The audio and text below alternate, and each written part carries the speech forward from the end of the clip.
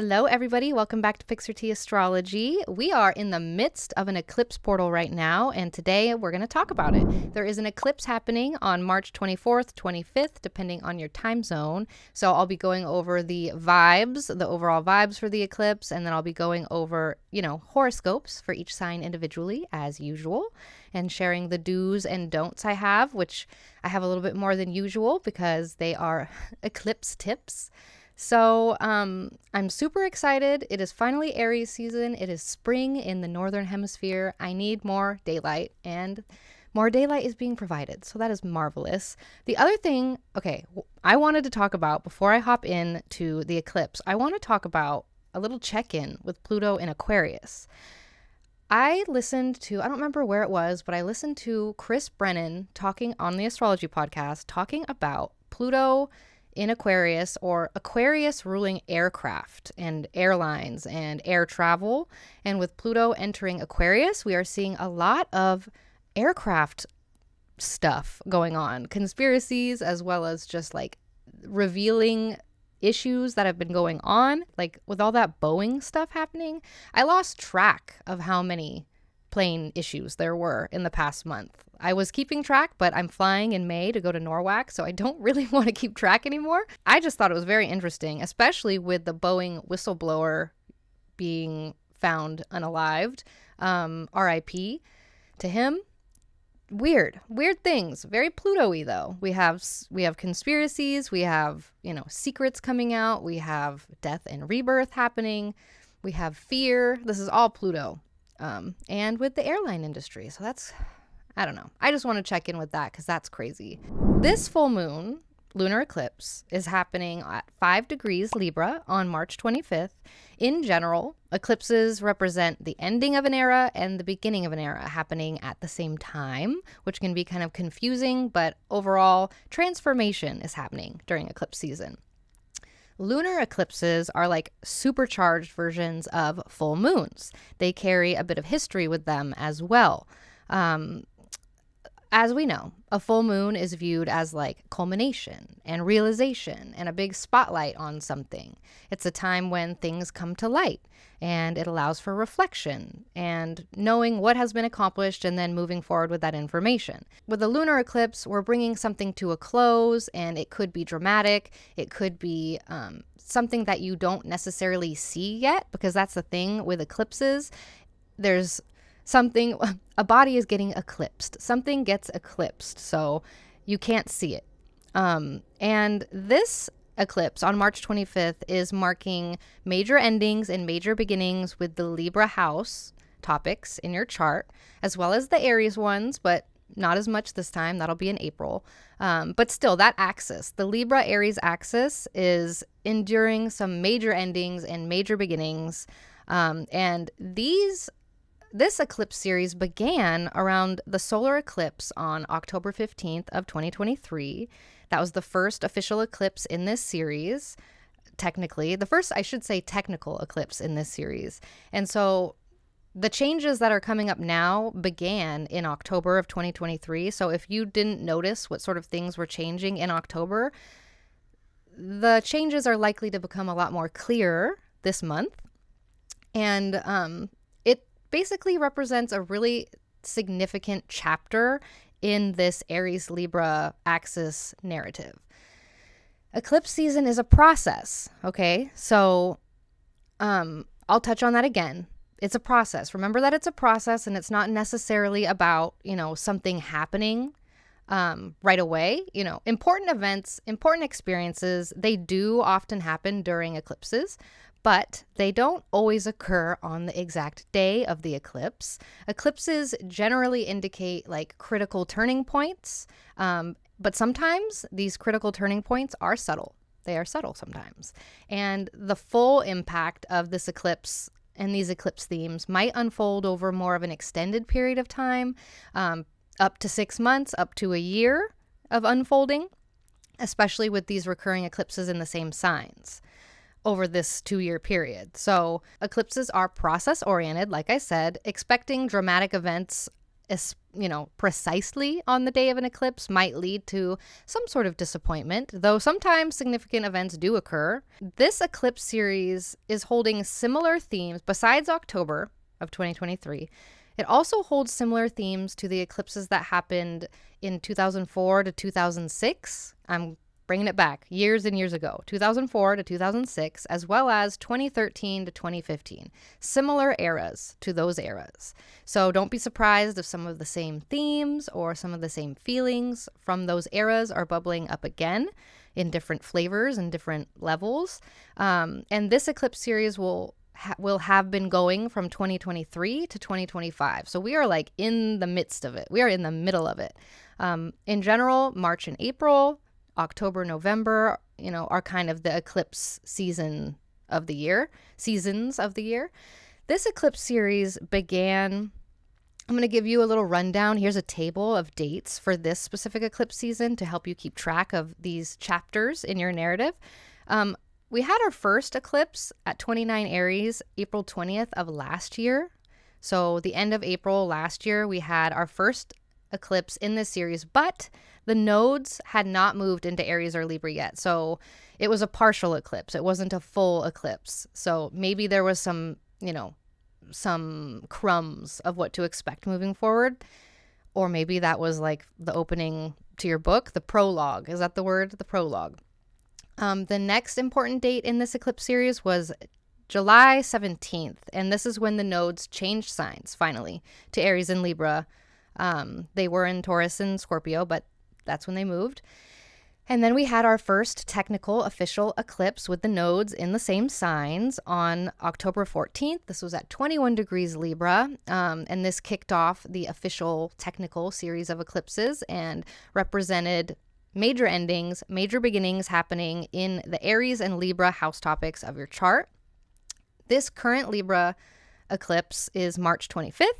5 degrees Libra, and this is marking a continuation of events that began in October or even earlier, but a second, what did they say? I think Austin called it a second installment. I think installment is a good word for it. An installment of the transformation happening in this axis.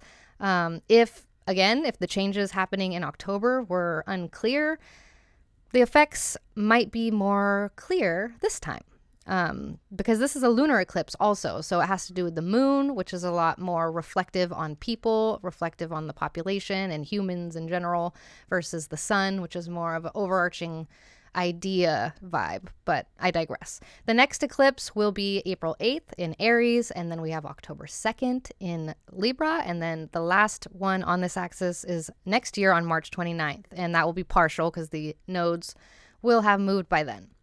So again, this is a process. Things might not happen the exact day of the eclipse. Generally, the events seem to come about 2 weeks or a week before the first eclipse, and then literally it seems like the biggest events occur between eclipses. So between now and April 8th, there may be more things going on in the story, more installations, more unfoldings. So let's talk about the other things going on in the sky that may have an effect on this eclipse vibe. This eclipse is happening right after Mars enters Pisces and becomes co-present with Saturn, who just conjoined Venus also. So we have a lot going on here in Pisces. And the week before the eclipse and the week after the eclipse will be flavored with these vibes that I'm about to describe. When Mars enters Pisces, the way that we take action changes. It becomes a bit more intuitive, a bit more creative. You'll find that your approach to like conflict or your assertion might be a little softer. Maybe you're favoring more empathetic vibes or just feeling more understanding towards others. Like instead of engaging in any lively debates, you might want to just chill and discuss in a more chill manner rather than active debates, which is an interesting juxtaposition to Aries season. The other thing is your creative side, your imaginative side are a lot stronger, so you'll be more inclined towards artistic expression. Your intuition will be a lot louder with Mars and Pisces. You could find you're more in tune with your gut feelings. And adaptability and going with the flow and being flexible is another key trait of Mars in Pisces. So adjusting will be a lot easier and help you move forward a lot faster, like adjusting to changing circumstances on the fly, requiring quick thinking and quick flexibility will help you at this time. And on the downside, the rose-colored glasses. We do have being overly idealistic, maybe unrealistic expectations, or maybe wanting to escape from reality a little bit more. It's, a little harder to stay grounded with Mars in Pisces, as we know with Saturn in Pisces. But try and maintain a practical approach to things so that you don't get too disappointed. And again, emotional sensitivity. You'll feel a bit more emotional. People will be a bit more emotional, not like mad, but just moody and emotional, feels. Emotional overwhelm might be more common for some of us. And so managing our emotions becomes important. And also this, on another downside, this could be a time where structure and discipline are kind of challenged. You might find it more difficult to stick to routines, or difficult to complete tasks, or just distracted, and that's okay. Try and move at your own pace. Don't make it harder by being mean to yourself or anything. Follow your instincts, follow your intuition. Okay. So Mars in Pisces, but Mars being co-present with Saturn has a little bit of a different flavor here. It's muddy. It's a stick in the mud vibes. It's like sloshing through heavy mud, feeling held back maybe. You're trying to move forward, feeling held back. Maybe it's very stop-go energy, driving with the brakes on energy. You want to move forward, but you're pulled back for some reason. You will have more drive and ambition for success with Mars and Saturn co-present, but you might find yourself frustrated with timing issues, or more fear or tension, or just a little bit more challenges, but you do have strong ambition with this. It's a double-edged sword. So this type of transit asks you to have more self-control, but that could also lead to self-denial. We don't want to overly control ourselves and deny ourselves of our authenticity. So being overly critical, setting really high expectations, these things might be more common, but also might be hard on you because it's not always realistic how much control you want. And a lot of the time, control is very subconscious. A lot of the time people don't realize how controlling they are because they imagine when you think of a controlling person, you think of like the person demanding that you do things, or being extra mean when explaining tasks. But controlling doesn't always mean that. There's other ways of being controlling. And we do this to ourselves on accident. And a lot of the time it's out of fear of looking stupid, or fear of looking a certain way to other people. So we try to control. You know what else? Okay, this is what I'm getting at. A type of control is people pleasing. You'd never think that on the surface. People pleasing is a form of control. Because most of the time, when you're a people pleaser, you are pleasing the people so that they think a certain way about you. It's not 100% because you're just have like a heart of gold and you want to just give and self-sacrifice. Usually it's because you want to be seen a certain way and you want to control how this person sees you. So people pleasing is a form of control. I digress. We want to be careful of our self-control tendencies with Mars and Saturn together. And anger and frustration, of course, could be a little bit more pronounced with the malefics in the same sign, especially because it's in Pisces, but Pisces makes it a little more emotional, where like the Saturn-Mars conjunction in Aquarius was cold and structured. This one will be a bit more emotional. It's definitely not structured. It's definitely not structured as in Aquarius. So it will be interesting to see how it unfolds, but know that it'll be slower and you will be more emotional, and solitude will be feeling a lot yummier. Maybe your spiritual journey gets some more strength, and maybe you're feeling a bit more determined, builder, worker, and being more aware of your boundaries and your limitations can be really helpful with this co-presence. We want to be deliberate with our well-planned decisions. So intuitive, we want to listen to our gut, listen to our intuition, but also be very aware of your boundaries and your limitations and be very deliberate. And try and have well-planned decisions when you can. This is especially true in the Pisces house topics of your chart. You can expect, to be more aware of challenges coming up in these Pisces house topics. Also, this is a South Node eclipse. So we got to talk about the South Node. The South Node in general, I know we hear a lot in modern astrology about go towards your North Node, go away from your South Node. And okay, that is interesting. I do like to learn in that way.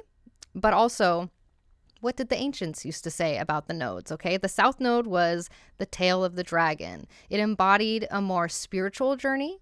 It embodies more ethereal energy. It is the opposite of the North Node, which represents material. The South Node represents the opposite of material, the lack of material, which I think is spiritual. It is a journey towards the ethereal and spiritual, and it captures more of an impulse towards otherworldly experiences. Like, this could mean both, a profound connection with the universe and feeling connected to your guides and spirituality in general, but it could also urge you to want to escape the real world, escape Earth. So there is a pull towards escapism with the South Node, with, drugs or even meditation. People can escape too much in that way. Spiritual bypassing.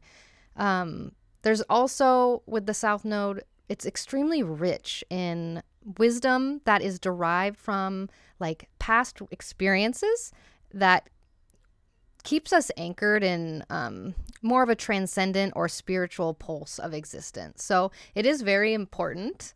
But also it's important to not get too lost in this, because we are on Earth. I do like to remind us all that we are on Earth still. We are spiritual beings, but we did, I guess, choose the earthly experience. So it's a very spiritual point, the South Node. And so this can make the veil a lot thinner, and it can give you access to deepening your connection with the universe and yourself. So let's talk about the ruler of this eclipse. The ruler of this eclipse is Venus, which is also in Pisces. So this is more Pisces vibes, okay? And Pisces is separating from that conjunction with Saturn. And what I like about this is Venus is in its exaltation, and the eclipse is in Venus's sign and Saturn's exaltation. Libra, Venus is at home in Libra, and Saturn exalts in Libra. So there's lots of power with Saturn here. And with a Saturn-Venus conjunction, there is emphasis on taking responsibility. There's an emphasis on experiencing being time poor and needing work before play and duty before fun. And there's a feeling of being weighted down. There's a feeling of tasks requiring a lot more effort than you planned. And there is also, with Saturn and Venus coming together, there's focus on women's issues. There could be a famous woman in the media right now, especially an older woman since Saturn's there. Gaining clarity about who and what is important. Saturn comes through and strips away Venus's fluff, essentially, and it really helps you figure out and prioritize what actually is valuable in your life. Like engaging in some sort of pruning energy. You're cleaning up your life. You're pruning a garden. You're getting clarity about what is important in your garden.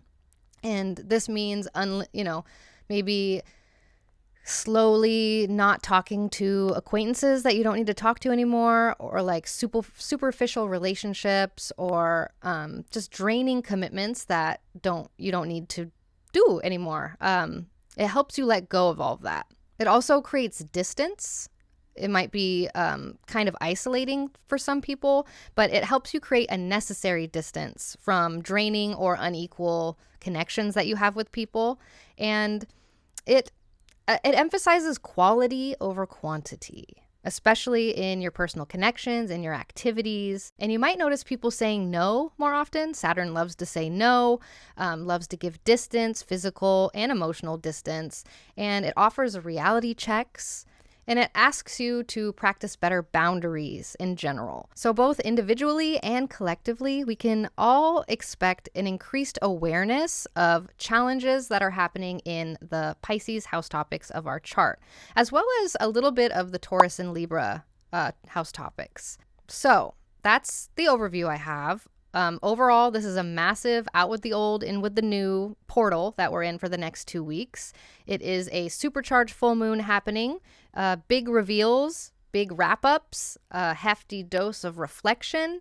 It's all about pruning, ditch what's not working for you, let go of people, let go of things. And this is the next big chapter in your Aries Libra axis eclipse narrative. And again, the first chapter was in October, so look back to the middle of October. And with Mars in Pisces, you might be feeling a little bit more go with the flow, but with Mars in the same sign as Saturn, you might feel a little bit busy. You might feel like you don't have enough time to do everything. You might feel like your to-do list is huge. So the South Node aspect also, it pulls in a lot of spiritual vibes, deep vibes, and maybe a touch of escapism and wanting to just get away from it all. So overall, this is an eclipse that will be most potent for those of you with planets or points around 5 degrees of the cardinal signs. So that's early degrees Aries, Libra, Cancer, and Capricorn. And it helps a lot to know if you have any planets or points in the Libra house, because that will also flavor the eclipse for you as well. So that's my overview. Find your rising sign and let's get started.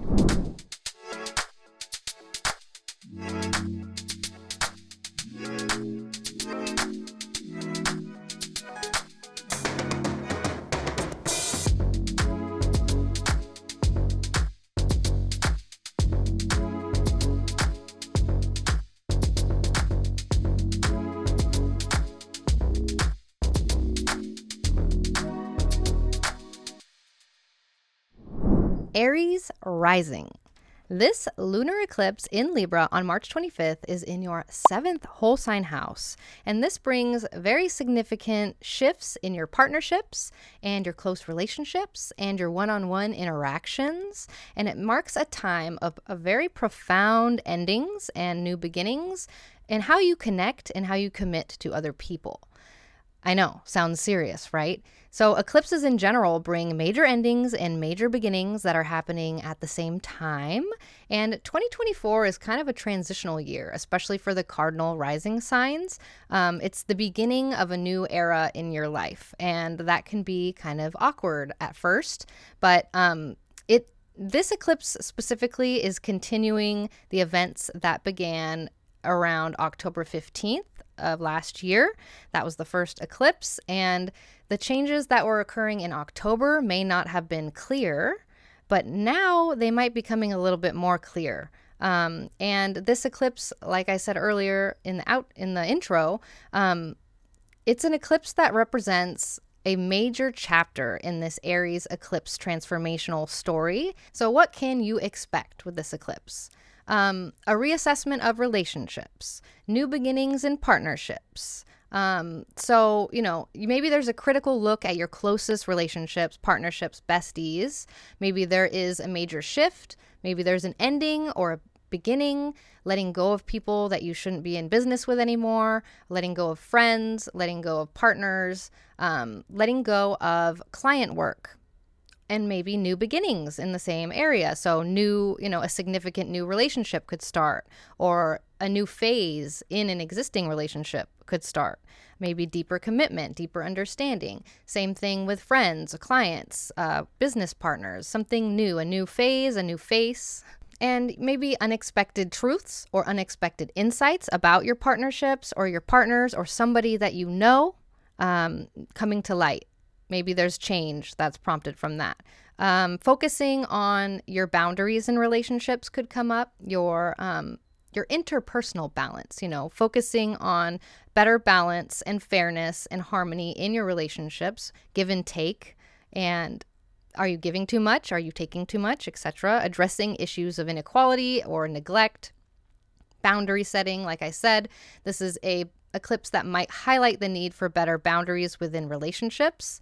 And also, because there is this 12th house theme with Pisces, we also have the integration of your personal growth into relationships. So like your spiritual growth, your personal spiritual growth, your reflections, your insights, these things that you think about when you're alone and when it's just you. Maybe you are integrating that into relationships more. Maybe you're sharing more than you usually do. Maybe subconscious patterns are being brought up having to do with relationships, especially with boundaries and codependency and autonomy. And also we have Venus ruling your second house. So there is maybe having to do with finances too. You know, some sort of financial shift or just values, priority shift within relationships, or having to do with your money and relationships. And it is a very healing eclipse. So there might be an opportunity to heal around some things that have happened in the past, thanks to the 12th house's connection. Again, subconscious stuff comes up with the 12th house's involvement. So, and I'll get into the 12th house. The 12th house is involved because that's where the ruler is of the eclipse. So yeah, a spiritual connection, subconscious stuff coming up, understanding how subconscious fears, desires, and patterns are influencing your relationships and leading to more transformative insights. Remember that although eclipses do bring, a significant change or times of change or evolution, not just on the day though. This is an unfolding over the following months or the past months. We're kind of in it right now. Again, it's a process-oriented period. So it wants you to embrace the journey of transformation within your interpersonal connections, with your one-on-one time. And so, yeah, let's talk about Venus.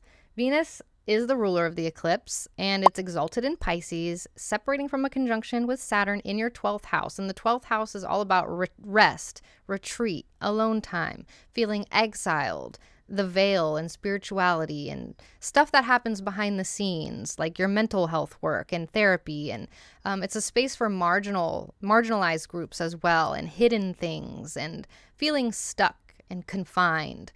And feeling a sense of loss of control, which is why the spirituality aspect of the 12th house is so strong, because faith is what you need in times where you lose control.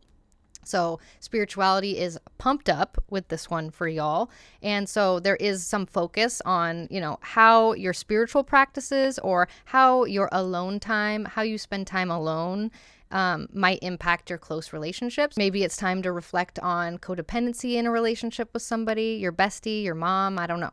There is an emphasis on revealing secrets or hiding something, one or the other, or both, revealing something or hiding something. And especially subconscious patterns are brought up here. Venus also rules your second house. And so the eclipse might bring up changes or discussions related to money and values and resources. But again, eclipse season is a process, okay? Eclipses are process oriented. This is an eclipse that will hold similar themes to what happened in the middle of October 2023. And also the era is similar to what happened in 2004 to 2006, as well as 2013 to 2015. So don't be surprised if some of the same themes or feelings from these eras and months are bubbling up again. And so the do's and don'ts I have for this eclipse for y'all. With this eclipse in your 7th house, I do recommend that you embrace wonkiness for the next at least 2 weeks while we are in this eclipse portal. Eclipses, especially in the 7th house, can really mix things up in terms of one-on-one interactions and social constructs with contracts with people that you have. So stay adaptable, stay flexible, expect wonkiness. That's your number 1 homework. Number 2, prepare for something to get eclipsed, okay? This eclipse might phase out certain relationships or certain one-on-one dynamics that you have with people, and this is a natural clearing process. It's making way for new growth. We enjoy this transformation process, right? Say it with me. And the third do I have is I recommend you do reflect on your partnerships and your one-on-one interactions in general. Even if you're not ready to eclipse someone out of your life, I recommend taking a hard look at whatever one-on-one interaction is coming up when I'm talking about this. That's probably the one that the eclipse is going to be working on. So consider what's working there. Consider what's not working. It's a good time to rewrite boundaries or just improve in the relationship. The don'ts I have. I don't recommend you do any rituals for this eclipse.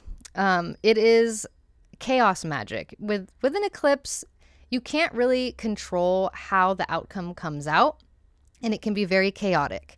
So unless you are well-versed in chaos magic, I recommend you avoid any eclipse rituals.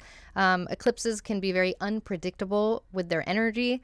So if you, for example, are trying to manifest a new home with this eclipse, I guess you wouldn't be manifesting something. You'd be letting something go because it's a full moon. But say you want to let go, you're trying to sell your house so that you can move. You don't really want to use this eclipse because if you were to have the intention to sell your home during this eclipse, it would most likely sell, but it might not go as smoothly or as easily as it could have because the chaos magic was working and it was like, oh, you want this done? Well, I'll do it in the easiest way I see fit. And it might be something kind of chaotic. It could make it not happen in the way you planned, essentially. I also recommend not jumping to conclusions during eclipse season. Hold off on making any huge relationship decisions unless it's unignorable, unless you cannot ignore it. This is a very emotional, high tide energy, so allow things to settle before necessarily jumping and making moves. It's okay to make a decision, but maybe don't make moves. Okay, my last don't is a little tongue-in-cheek, but I still have to mention it because I am a Chad astrologer. Back in the ancient days, when, the ancients didn't know what was actually happening with an eclipse, it was a bad omen, and no one wanted to be touched by the rays of the eclipse. They're called baleful rays, and they could, they could harm you. They could give you bad luck for the next 6 months. So it is a superstition. I recommend maybe observing the eclipse safely from indoors. Or if you really are a wild adventurer like that and you just want to go out and see it, at least have a very mindful attitude towards the energies that you might be exposing yourself to. And this is just a playful nod to, the traditions. I always preach, don't go outside during an eclipse, don't get touched during the baleful rays, but I go outside. Like, I'm gonna be real. I don't stay inside and hide, but if I was listening to my own advice, I wish I would, because there's no need to go outside and see it. You could see it on TV. Okay, but that was for real tongue-in-cheek. Like, it's a superstition. It's the same thing as, like, you don't want to break a mirror for bad luck. You don't want to walk under a ladder. You don't want to open an umbrella inside. Like, take it with a grain of salt. But it is interesting to know, and I will be trying to stay inside. So this eclipse overall is asking you, how are the changes happening in your closest relationships influencing your approach to commitments in general and your interpersonal dynamics in general?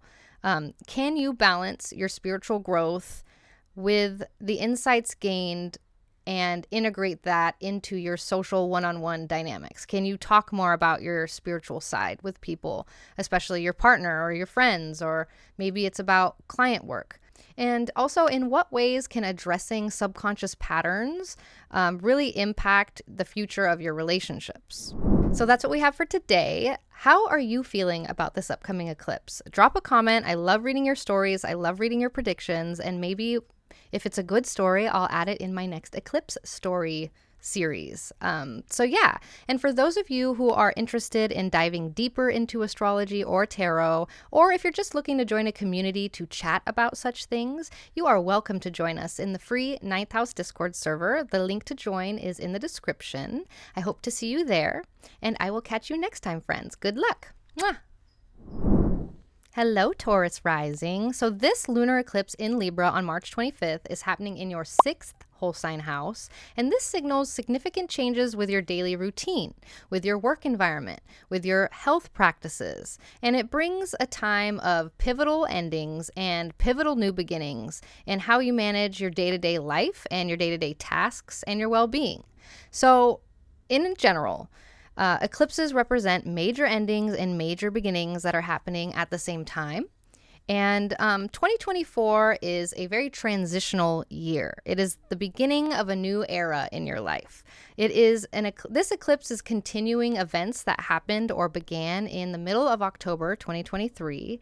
That was the first one in this eclipse series. And this eclipse represents a significant chapter or installation happening with your Aries Libra axis narrative that has been going on since last year or began in October. So what does this all mean though, Basil? What can we expect specifically with this eclipse? You can expect some sort of revamp with your daily routine. So you could find yourself reevaluating or completely overhauling your daily schedule or your daily routine and what tasks you take on. And it could be more efficient and more balanced. In general, so that's like in general in your life, but at work, there could be also changes, especially with coworkers. Maybe you're hiring more people, or maybe you are working with more people or different people. Maybe there's new responsibilities at work. Maybe there's new projects coming through, or again, changes in relationships with your coworkers are possible too. There's also a health and wellness focus since the sixth house rules health. So maybe you're paying more attention to your physical health. Maybe you are finally addressing a long-standing issue or moving forward with new health practices that you began 6 months ago, still moving forward, marching on. There could be a emphasis on what sort of service work in general is emphasized. So maybe considering your roles in service work, both in work and your personal life, and maybe you're focusing more on what is serving you better. Also, people that you hire, like house cleaners, gardeners, etc., people who do service work for you are also highlighted here. Maybe your gardener's quitting and you have to get a new gardener, or the coffee shop you always go to has a new barista. Pet sort of things come up too, dog and cat, pet animal stuff. So this eclipse could highlight pet care or issues that need addressing. Maybe one of your pets needs to have surgery, or maybe you get a new pet even. There is broader themes of care and service with pets here. Pets. We service pets. We have to feed them every day, and they service us also by guarding us and loving us and protecting us. Efficiency and organization is highlighted with this eclipse series. There is a push to become more organized, a push to be more efficient. That's why I'm saying you're managing your new responsibilities, new people. And also this eclipse helps with releasing unhealthy habits as well. If you want to quit smoking or drinking, this is a really good eclipse time for that, eclipsing that out of your life. Again, that's like a health sort of thing, and also a routine, like a health routine. That's totally sixth house. Smoking cigarettes is so sixth housey. But overall, remember that eclipse season does bring significant change and evolution, not only on the day of the eclipse, but it unfolds over the course of 6 months or a year. It is a very process-oriented type of vibe. So, this is an eclipse series that asks you to embrace a journey of transformation within your daily routines and daily habits and daily to-do list and responsibilities. Venus is the ruler of this eclipse. So let's talk about how that is involved here. Venus is currently exalted in Pisces, and it is just separating from a conjunction with Saturn in your 11th house. And the 11th house is all about community and allies and colleagues and networks and groups and people, your audience. It also rules money from your job and other people's children, including social work and activism as well. And it's just kind of like the I know a guy vibe house. So what is going on with my bangs? God, I have to cut my bangs or learn how to style them. Someone help me. Okay. This eclipse might spotlight the role of friendships or group affiliations in supporting you or challenging through your well-being and your daily routines. So how does your community or the people that you surround yourself with help or hinder the type of work that you're trying to do and your day-to-day routine? Also, an opportunity could come up to lead or initiate some sort of health or service project within your community or within your network. This is a blend of the 11th house and the 6th house. Collective action with concerns for health and service. And you might also reevaluate some of your goals and aspirations. This is a good benchmark moment. The 11th house rules your dreams and your goals and your aspirations. So this is a benchmark eclipse where you can check in with that and see how far you have come and consider how that aligns with your habits and your health. Venus also rules your first house. It is your ruling planet. So the eclipse might bring up some discussions or maybe changes related to your identity, related to how you see yourself, what roles you take on, your physical appearance even, and how you present yourself to the world, and again, your health. Your body is highlighted here. So we want to be taking good care of ourselves with this 6th house eclipse. And remember, again, eclipse season is a process. Eclipses are process-oriented. This is an eclipse that will hold similar themes to what happened in October of 2023, middle of October. And also, this eclipse series is the same era as what was going on in 2004 to 2006, as well as 2013 to 2015. So don't be surprised if some of the same themes or feelings are bubbling up again, having to do with your health and service. And you can check the overview, my intro. I have specific breakdown of dates for the eclipse series there if you want to keep track. So the do's and don'ts I have for this eclipse for y'all.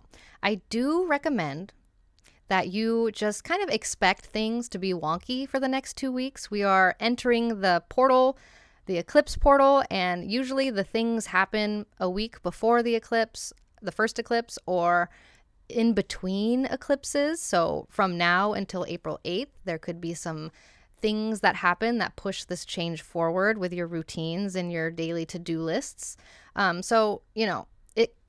Eclipses in general stir things up, and with it in your 6th house, it will stir up your routines and your tasks and your to-do lists and what you are doing in your day-to-day life. So it might feel a little bit like you're going through some disruptions or unexpected changes with your routine. And I want you to expect that. I want you to expect things to be wonky, not in like a manifest it for yourself kind of way, but in a eclipse season is wonky kind of vibes.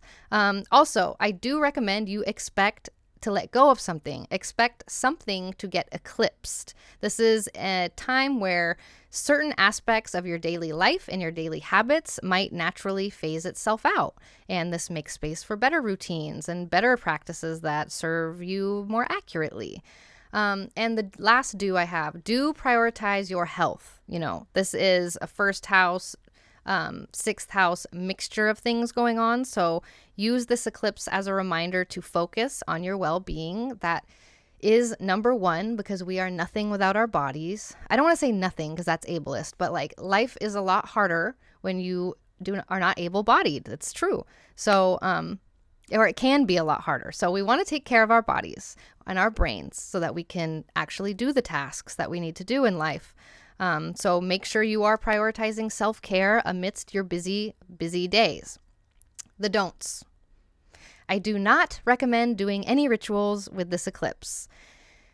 For those of you who have been listening to me for a while, you know that I do not recommend working with eclipse energy because eclipses are a form of chaos magic. Unless you are well versed in chaos magic, I recommend you just let this one happen. I don't recommend doing any rituals with this.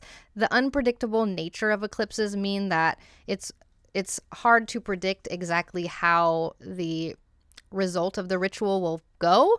Maybe you will get your result, but there could be some rough stuff in the path to that because you can't control how it happens. Chaos, okay? And some of you might think you are well-versed in chaos energy, and if you are, comment below and let me know how you do it, okay? Number two, don't. I recommend not overcommitting for the next 2 weeks, and do not ignore your body's signals. Avoid taking on too much if possible. or avoid taking on so much that you are ignoring your signs that you need to rest. Eclipses in general can heighten stress levels, so it's very important to listen to your body and rest when needed. We're practicing our self-care. We don't want to forget our bodies, okay? And the last don't I have is kind of tongue-in-cheek. It's kind of a joke, but I also like to bring it up every eclipse because I'm like that. In ancient days, the ancients didn't know what was happening in the sky when eclipse happened. All they knew was that it got dark and all the animals and plants started acting really weird. So it was a very bad omen in ancient days. And they warned against being touched by the baleful rays of the eclipse. So that means they didn't really want to go outside and get touched by the rays of the eclipse. It's kind of like a superstition in the same way that, you're not supposed to break a mirror or you have bad luck for 7 years or walk under a ladder or open an umbrella inside. Similar to that, if you are touched with the rays of the sun, of the eclipse, then your next year or 6 months might be a little unlucky. So again, it's a superstition. I always preach this, but I often go outside during eclipses. So, take it with a grain of salt. I'm going to try and stay inside, but I often forget because life happens and it's hard to stay inside all day. Like, that's wild, especially with this eclipse being exciting for everybody. I think it's April 8th. That's the exciting one. But yeah, this is just a nod to ancient beliefs that were suggesting that eclipses could beam down less than fortunate rays, energies. So, just a little fun thing to think about. So overall, this is an eclipse that asks you, as your day-to-day life is undergoing these changes, how might all of this influence your connections and your activities in your social circles or at work or in your community? How is your change in routine influencing your connections and your network? And think about whether reshuffling your routines could really open up new ways to engage with your friends, engage with your colleagues, and lead to more collabs or lead to more projects that are more resonant of your goals. So that's what we have for today. How are you feeling about this upcoming eclipse? Drop a comment. I love reading your stories. I love reading your predictions. And maybe if it's a good story, I'll add it in my next eclipse story series. So yeah, and for those of you who are interested in diving deeper into astrology or tarot, or if you're just looking to join a community to chat about such things, you are welcome to join us in the free 9th House Discord server. The link to join is in the description. I hope to see you there, and I will catch you next time, friends. Good luck. Mwah. Hello, Gemini rising. This lunar eclipse in Libra on March 25th is happening in your 5th whole sign house, and this is indicating a really potent phase of transformation related to your creativity, your personal projects, what you do for fun and leisure and recreation, and also your romantic life. This is an eclipse that marks a very pivotal time of both closures and fresh starts in how you express your creativity, your talents, and how you engage in the things that you do for fun, the things that you create, and how you experience joy and romance. Overall, eclipses are, generally representing major endings and major beginnings that are happening at the same time over the course of a year and a half to 2 years. So 2024 is a very transitional year, and it is the beginning of a new era in all of our lives. And this eclipse specifically continues events that really began around the solar eclipse October 15th of last year. This was the first in the eclipse series, and the changes that were happening in October when I was preaching about this may have been unclear, but through this eclipse portal you may realize what those changes were and what sort of narrative is playing out. And this eclipse that we are experiencing now is representing a very significant chapter in this Aries Libra axis, eclipse axis narrative for y'all. So it's another installment in the story. And so what specifically can you expect for this eclipse? Some sort of creative transformation with this eclipse series is possible. Maybe there's some sort of pivotal moment where your creative expressions and your projects that you're working on culminate, and maybe dramatically, and maybe they change or take a new direction entirely. Also, romantic situations, some sort of significant change or significant realization or new phase in your romantic life could start. Maybe there's a culmination of a relationship phase or the beginning of a new romance coming up, or that started in October and this is another phase of that, or this is the beginning of that. Leisure and pleasure are highlighted for this eclipse series. There could be a reevaluation of your hobbies, of the things you do for fun that bring you joy and fulfillment. Maybe you're letting go of pastimes that no longer serve, and now you're bringing in new pastimes. And connections with children are highlighted too. Those of you who have children or those of you who work with children, this is an eclipse that might highlight important developments in or changes in with them. And there is an artistic culmination. If you have any ongoing artistic or creative projects that are happening, maybe they're reaching a critical point. Maybe they're requiring you to review and finalize and present this work, or another phase in this project is moving forward. And overall, the fifth house, it's the house of good fortune. It's one of the best houses. So it's about self-expression, authentic self-expression. You might notice you are feeling a deeper understanding, or maybe a shift in how you are expressing yourself and how you share your unique talents and skills to the world. But remember that eclipse seasons do, bring times of change, significant change and evolution, but not all in one day, of course, not just the day of the eclipse. This is a narrative that has been unfolding over the following months, or has been unfolding over the past months and will unfold over the following months. And it is a very process-oriented period, and it invites you to embrace the journey of transformation with your the things you do for fun and how you enjoy things and what you enjoy. And Venus is the ruler of this eclipse. So Venus is in Pisces. It's separating from a conjunction with Saturn, and it is in your 10th house. And the 10th house is about your life roles, your overall life goals and your life direction, your reputation, exposure and visibility in your life, authority figures, and of course your career as well. So this eclipse might be highlighting, how your creative life and your personal projects or your romance, the fifth house themes, are perceived publicly, or how they impact your career, your reputation, your visibility. And this is an eclipse that might underscore, your connection between your personal passion and your professional life.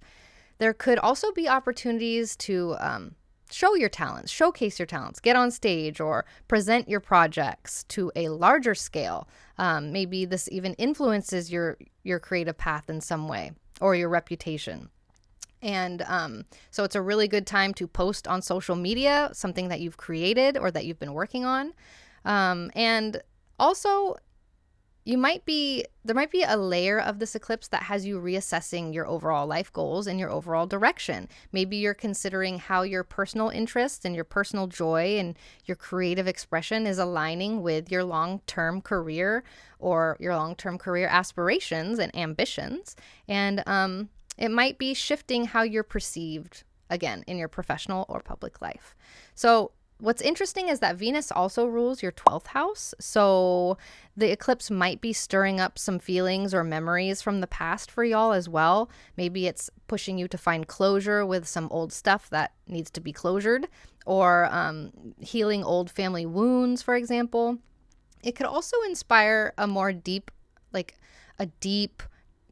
subconscious understanding, not subconscious understanding, but an understanding of subconscious patterns, a time to look inward and reflect. Maybe you are having crazier dreams as well, or your intuition is super, super strong right now, especially related to home and family and your career. But remember that eclipse season is a process, okay? Eclipses are process oriented. So this is an eclipse that is going to hold similar themes to the eclipse that happened in October of 2023. So think back to October, what was happening for you then.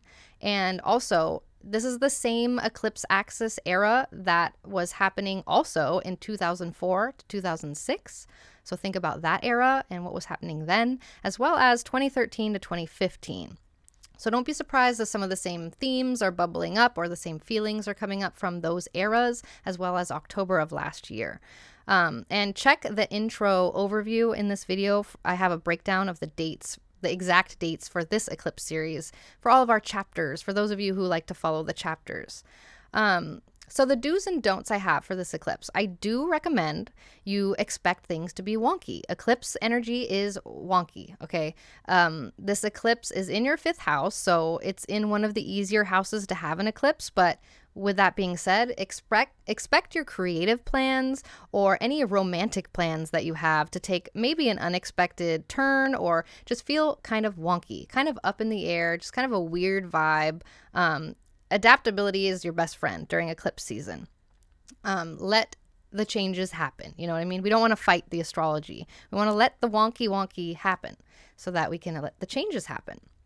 I also recommend expecting things to get eclipsed. Expect to let go of something. This is a prime moment for one of your creative projects, your hobbies, or your romantic relationships to either undergo significant transformation, either concluding one chapter and beginning a new chapter with these things.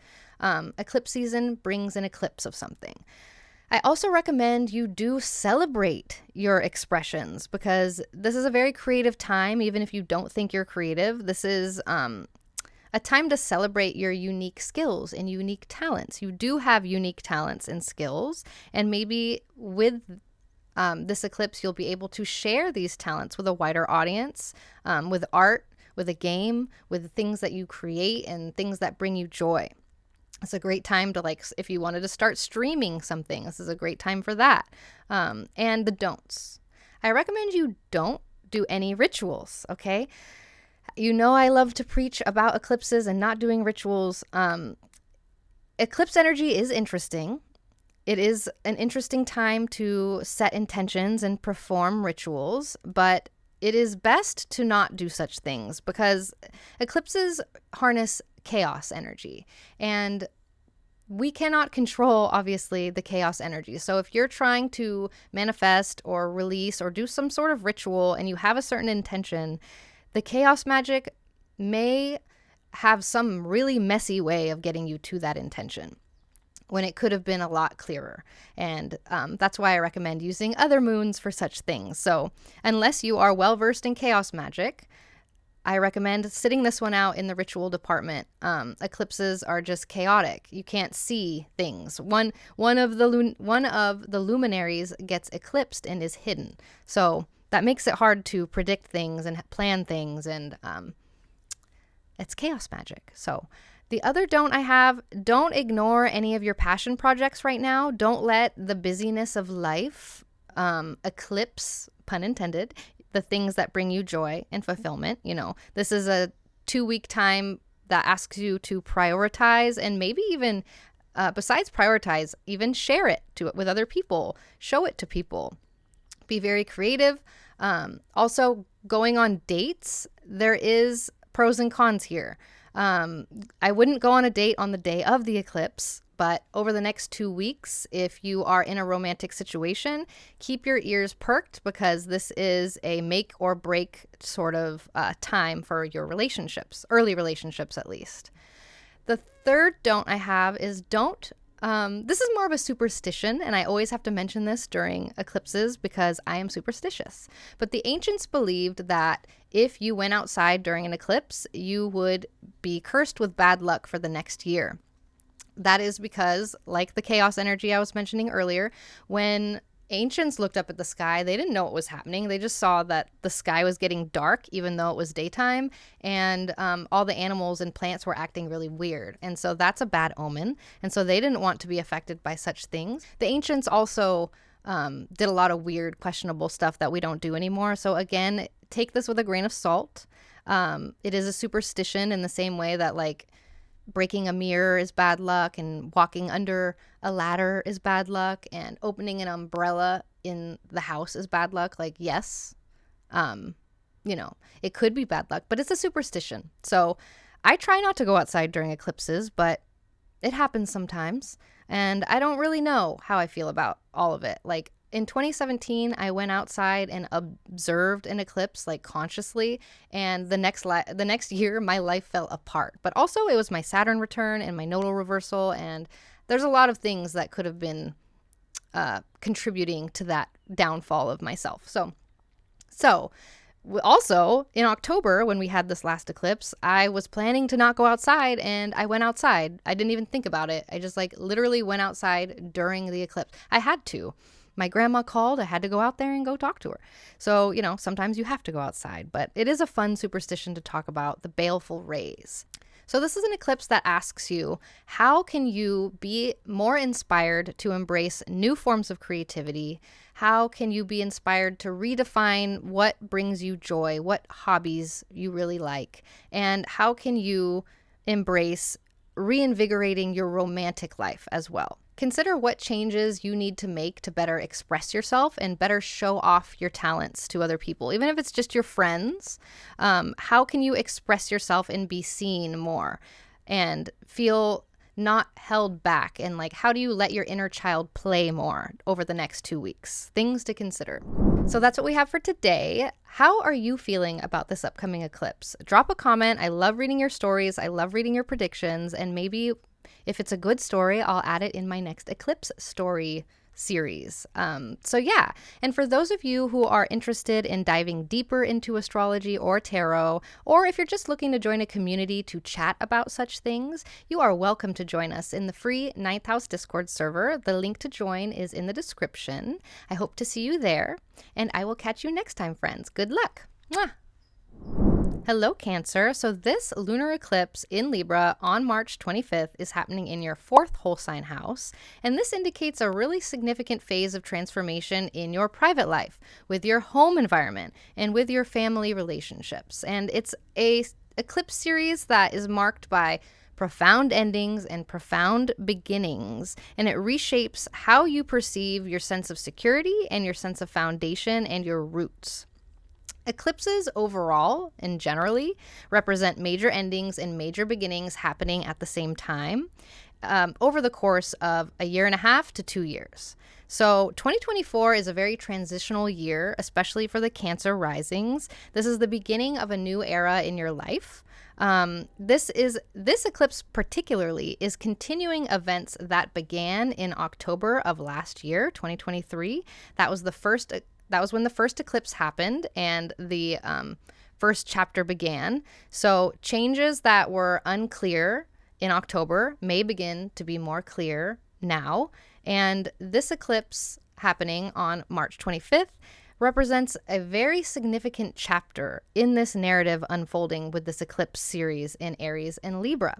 So what specifically am I talking about? What does this all mean, Basil, right? This is your 4th house. So major endings, major beginnings happening with 4th house topics. Home transformations are possible over this eclipse series. Changes with your living situation. Maybe you are moving houses. Maybe you are renovating. Maybe there's some sort of significant changes within your household dynamic.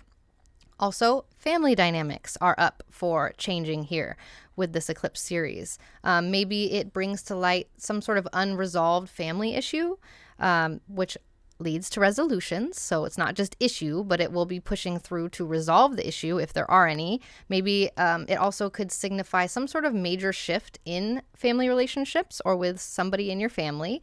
Maybe redefining your connections with them or something happening within your family dynamic.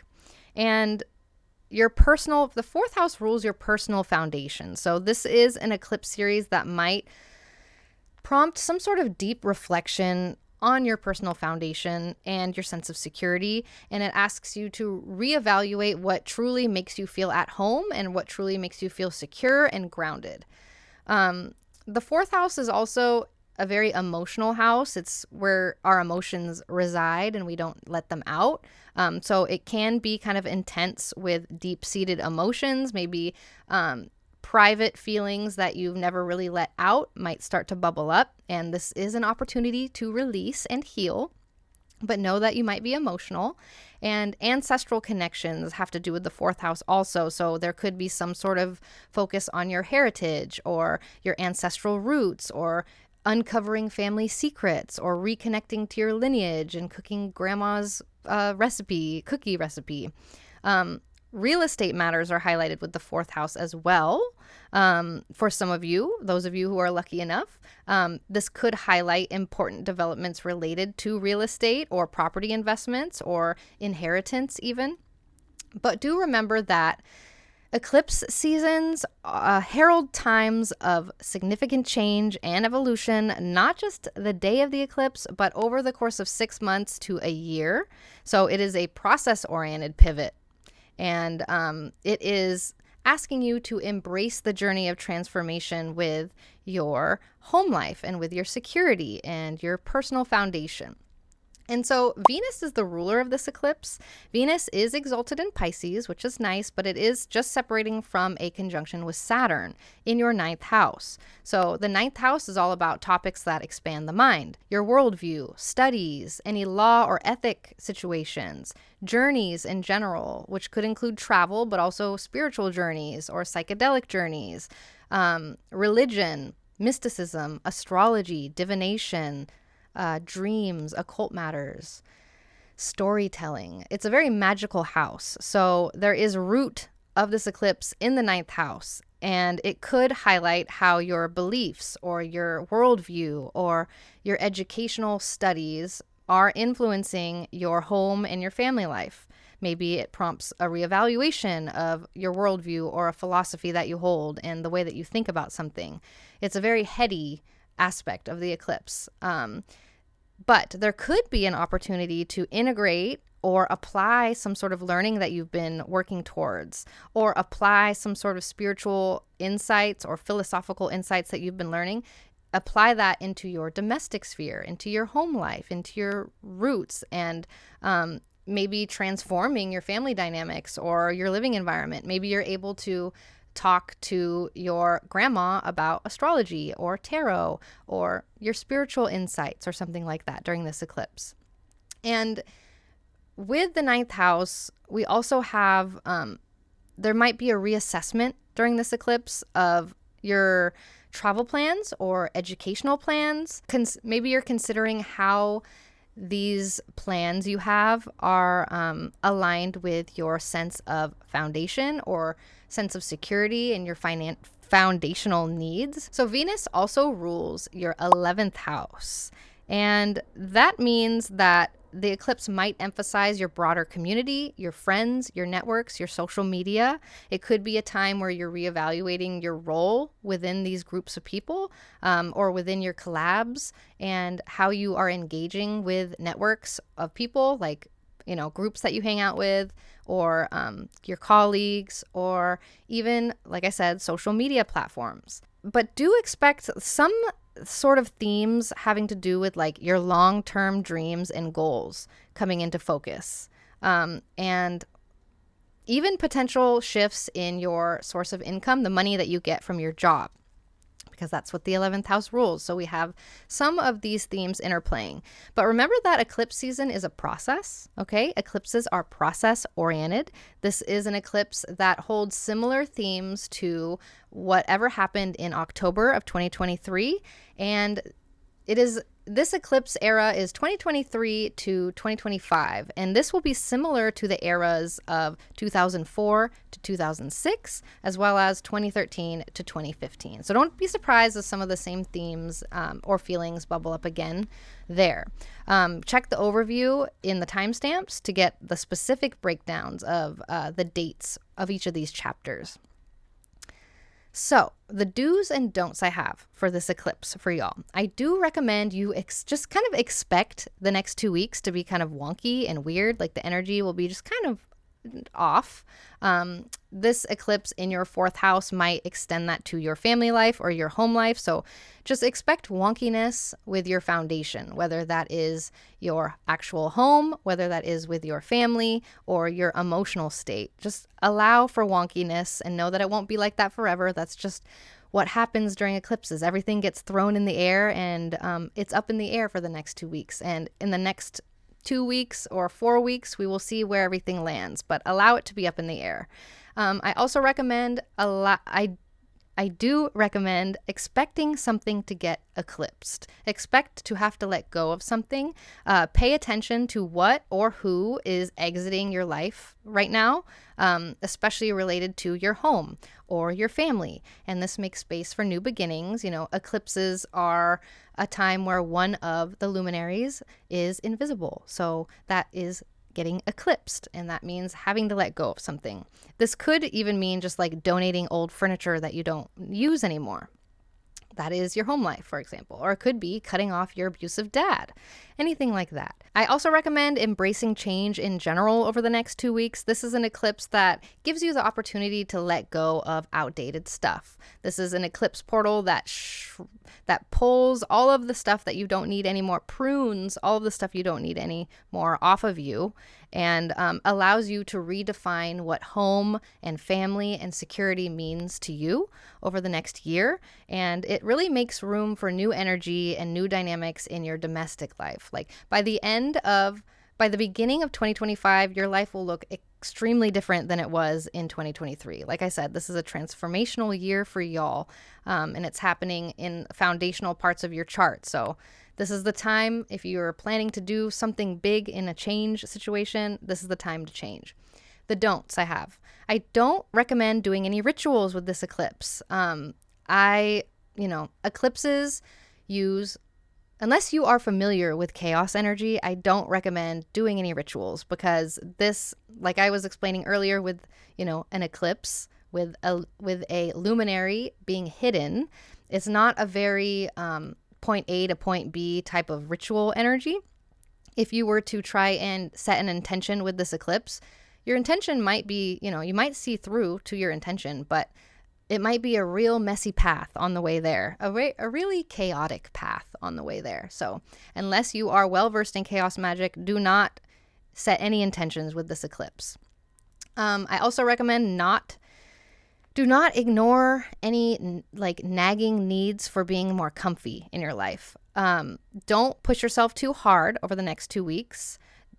Remember to rest and rejuvenate. Your home and your personal space should be your sanctuary, especially now with an eclipse happening there. And lastly, my last don't I do not recommend going outside for the eclipse and watching it. And hear me out, okay? This is just a superstition. I like to bring it up every time there's an eclipse, but the ancients believed that if you were touched by the baleful rays of the eclipse, if you went outside and the rays of the sun touched you, you would be not cursed, but you would have not very much luck. You would have unluck for the rest of the year or the next 6 months. It's a superstition in the same way that you're not supposed to open an umbrella inside or go, walk under a ladder or all those superstitions. The ancients also believed a lot of weird things, so we want to take it with a grain of salt, but I think it's important just for you to know that if you want to play it safe, observe the eclipse from inside, maybe.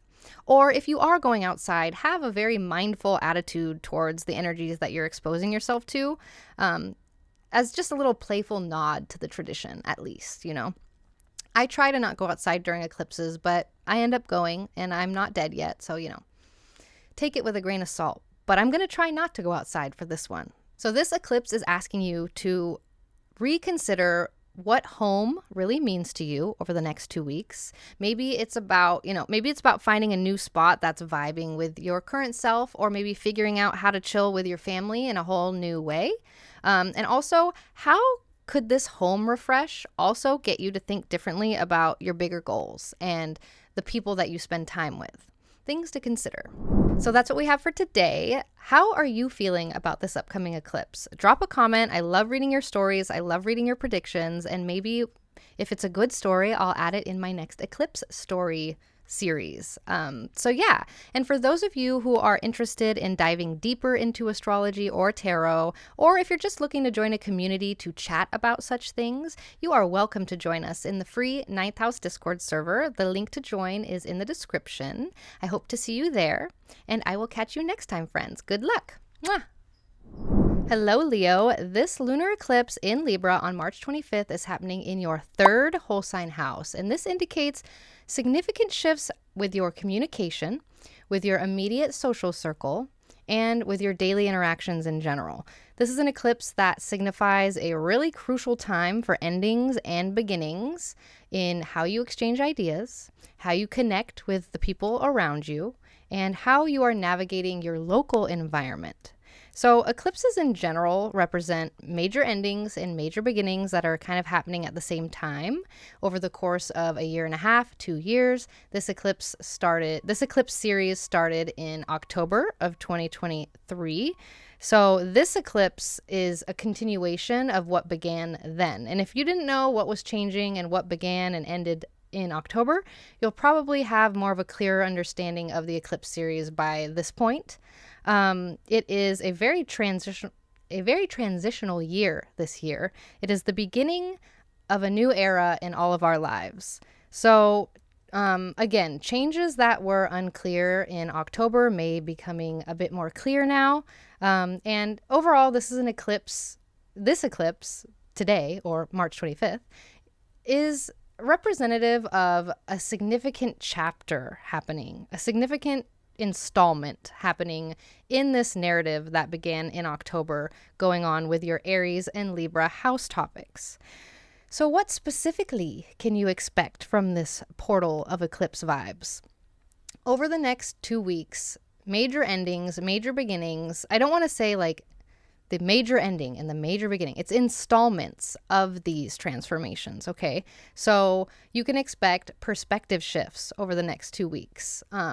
Again, eclipse portal essentially starts a week before the eclipse and then really gets intense in between eclipses. The next eclipse is April 8th. So over these next 2 weeks, we will notice these things, okay?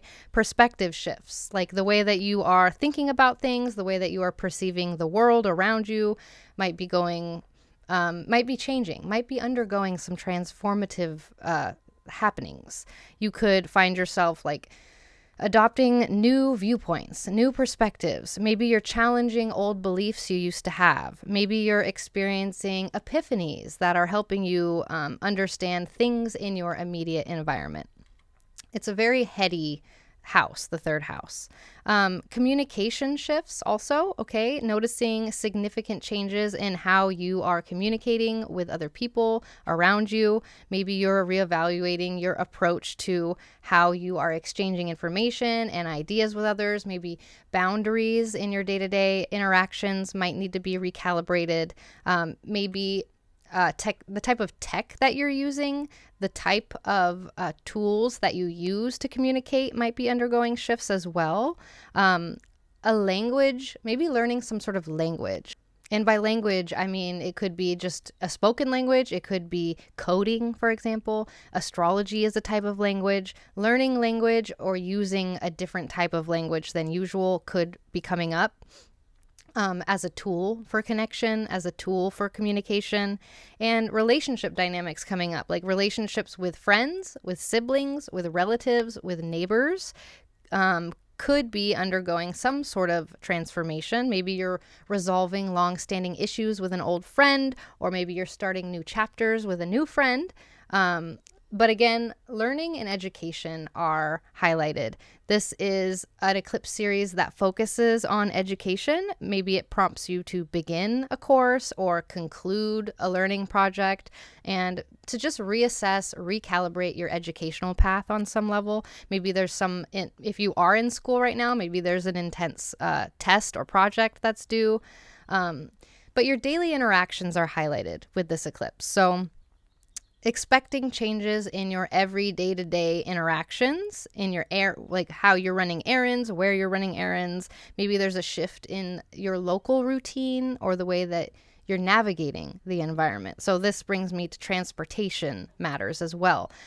Changes related to your modes of transportation are possible with this eclipse. Maybe you're buying a new vehicle, selling a vehicle. Maybe you're experiencing travel disruptions of some kind. It's a good time to get your vehicle in order, give it its tune-up. Or a change in your commute habits overall. Maybe you are riding your bike more. Maybe you're taking public transportation. Maybe you're carpooling. Transportation stuff coming up. And technology and skills. I kind of mentioned technology, but like technological skills technical skills. So maybe you need to update or maybe update some sort of tech, update your software on your computer or your phone, or maybe you need to buy a new tech gadget of some kind. And technical skills also. I mentioned coding, and I mentioned astrology. These are technical skills. Also, writing is highlighted here. Third house rules over writing. So if you're a writer, if you're a journaler, this is a good eclipse series to get back into that. But remember that eclipse season they do herald significant times of change and evolution, but it's not all in one day.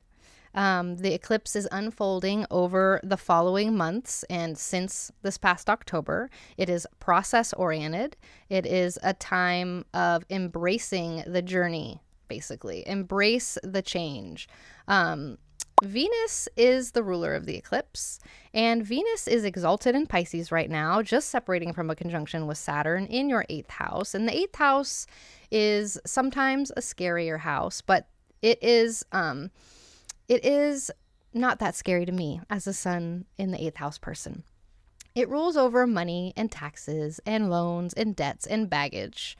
It rules over other people's finances, other people being what you share with. That includes taxes and loans and debts, right? It also rules over emotional stuff, baggage, trauma, anxiety, mental health, gives a lot of good skills in psychology, therapy. And also, it's just a transformative death and rebirth kind of energy. It also rules over if you have a partner or someone that you're in partnership with. It highlights their life, their resources, not only their resources, but also what's going on in their life. So this eclipse could also bring to light issues related to shared finances with somebody, or even emotional debts in your close relationships. And it also is an opportunity for some sort of significant personal transformation, shedding old skins, emerging renewed, particularly in how you communicate and how you connect on deeper levels. You might find yourself reevaluating your approach to deep, meaningful exchanges, whether they're emotional, financial, intellectual, and how these influence your sense of security and intimacy. So what's interesting too is Venus rules your 10th house and as well. So we're bringing in some 10th house stuff. The eclipse might also highlight changes or evolutions in your reputation, in your career path, how you are perceived by the people who know you or in your profession. Or you might find yourself more visible in your job at this point, or taking on new roles that reshape your identity, your professional identity specifically. And there might be a little bit of more emphasis on, aligning your career or what you're known for doing with what you truly prioritize and truly value. Is it that you really value security and having the finer things in life more than you value not hating your job, for example, or more than you value, or the opposite of that? Are you okay doing something you love, but not being as secure? That's kind of like a really basic example, though. But it has you thinking about what you truly value and has you deeply thinking about that thanks to the 8th house. But remember, eclipse season is a process. It is process oriented here. And so it's not all happening overnight. All of these transformations aren't happening right away. You're kind of in the midst of it all right now. And this eclipse will hold similar themes to what happened around the middle of October 2023. That was the first installation of this eclipse narrative for us. So if you look back to October, you can kind of get an idea of maybe what was starting then and what the next installation will be over the next 2 weeks now. And this eclipse series is going to be from 2023 to 2025. This is this era of Aries, Libra axis eclipses. And the last time this happened was 2004 to 2006 and 2013 to 2015. So if you look back at those eras of your life, you might be able to come up or I should say you shouldn't be surprised if some of the same themes or feelings are bubbling up again from those eras of your life. For this eclipse series, you can check the overview for the breakdown of dates that for this eclipse series, so you can know when each chapter is starting and ending. Okay, let's talk about the do's and don'ts for this eclipse. I do recommend that you expect and allow things to be a little bit wonky during eclipse season, okay? With the eclipse being in your third whole sign house, communication lines might get crossed. Technology could be acting up. It's a really good time to double check your emails and your texts for clarity and to be very patient with misunderstandings. I need to cut my bangs, y'all. They're just in my eyeballs. I don't know how to get them out. Other thing, I'm doing the do's. I do recommend you allow and expect for something to get eclipsed during eclipse season. An eclipse is when one of the luminaries is hidden. And so this generally in traditional ancient times meant one of the things was missing and eclipsed and gone, cut out. So something in your immediate environment or within your circle of people that you day-to-day interact with could suddenly end or transform significantly. Whether it's a routine, a project, a relationship, be open to any necessary change coming through over the next 2 weeks. Allow it to be wonky. I also recommend deepening your learning in some fashion during this eclipse season. This is a really good time, or it could open new doors to new areas of study or new interests, or especially ones that challenge the way that you're already thinking about things. So I do recommend diving into topics that interest you and expand your intellectual horizons. Keep learning. This is a very sponge brain eclipse. The don'ts. Sponge brain also, that means that you're soaking things up really easily. The don'ts. I recommend you do not do any rituals for this eclipse. I don't ever recommend doing any eclipse rituals ever, because eclipses, they're really hard to use in terms of ritual, because unless you are extremely familiar with chaos magic, you might get your intention to manifest, but the pathway to the manifestation might be very chaotic and messy. And I just don't think that's necessary. I think that we can save whatever we want to manifest or let go of, or whatever ritual we want to do, let's save it for the next lunation that is not an eclipse, because it doesn't need to be chaotic. It doesn't have to be. If you are familiar with chaos magic and you are down to do a ritual, please explain. Comment below. Let me know how you work with chaos magic, okay? Maybe I should do an interview with someone who works with chaos magic. Yeah. So I don't recommend any rituals. I don't recommend you start any new communication projects. So like avoid launching a new blog, avoid launching a new podcast during this eclipse season, avoid any significant writings if you can, or any other major communication related projects. It's a very volatile energy for clear messages to go through, so there could be misinterpretations. On the other hand, if you have a lot of projects and you're already into this sort of if you already are into a lot of communication projects, like if you're a teacher, if you are a person who works a lot with a lot of technology, obviously you can't avoid doing all of this, but just be aware that the energy will be wonky, people will be acting kind of funny, and it won't be like this forever. After two to 3 weeks, things will begin to calm down. But if you are planning to launch some sort of personal project with a blog, a podcast, etc., unless you already started in October, I don't recommend you start this time.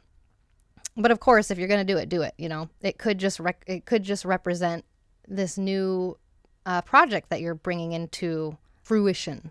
But allow for it to maybe be a little bit wonky and not go as smoothly as you planned. The last don't recommend is not going outside. And I say this kind of tongue-in-cheek because it's a superstition. The ancients believed that if you went outside during an eclipse, you would be touched with the baleful rays of the eclipse and be cursed with bad luck for the next 6 months to a year. Of course, we have to take things that the ancients say with a grain of salt. Not everything they said was accurate. It is an interesting superstition, though. Like, assume it's a superstition in the same way that you're not supposed to break a mirror, 7 years of bad luck, or you're not supposed to walk under a ladder, or you're not supposed to open an umbrella inside. All of these sort of things. Kind of take all of that with a grain of salt, but also if you don't have to go outside, maybe don't. I'm going to try not to. I always try not to, and I try to always observe the eclipse from inside. And if you're an adventurous person and you're going out and you're looking at this eclipse and you're not being superstitious, let me know how that goes. But also, just like have a mindful attitude towards the energy that you might be exposing yourself to. That could work as a remediation. So just be aware of this. And so overall, this is an eclipse that is asking you to think about the conversations and connections that you have that truly matter.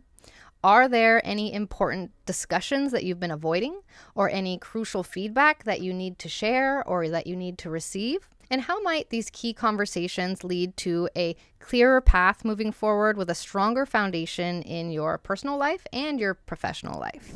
So that's what we have for today. How are you feeling about this upcoming eclipse? Drop a comment. I love reading your stories. I love reading your predictions. And maybe if it's a good story, I'll add it in my next eclipse story series.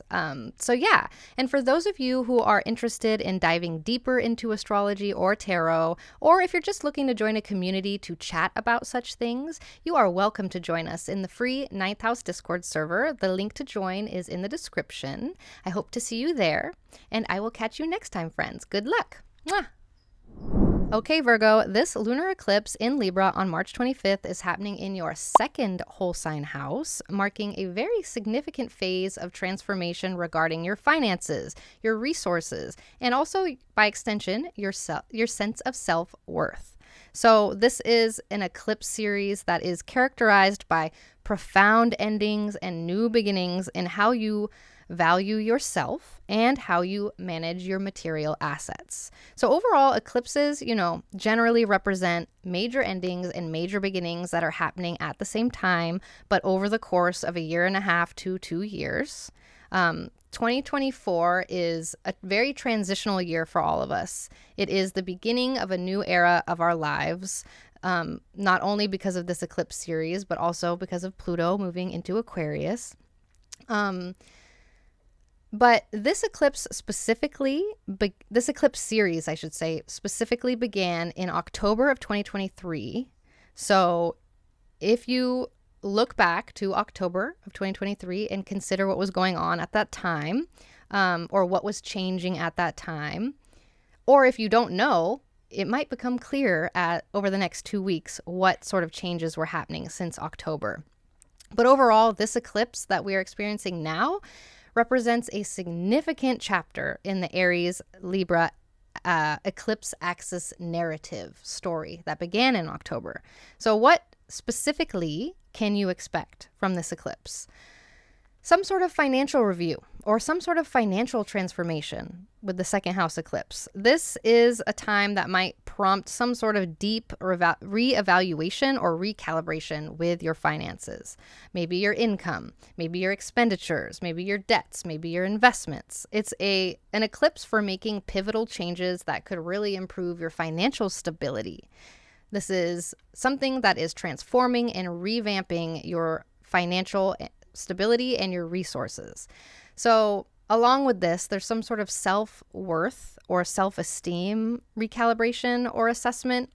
Beyond money, the second house also deals with your values and your self-worth, your self-esteem. So this is an eclipse that could bring about situations that challenge you to think about what you truly value and how you truly value yourself and where you stand in your self-esteem journey. And so with material security, emotional security is involved here too. So there is an energy around focusing on securing your material possessions that really serve your emotional and spiritual needs rather than just accumulating things for the sake of it. You're really prioritizing things during this eclipse season. And the eclipse might also bring about some sort of letting go. Maybe you're letting go of unproductive financial habits.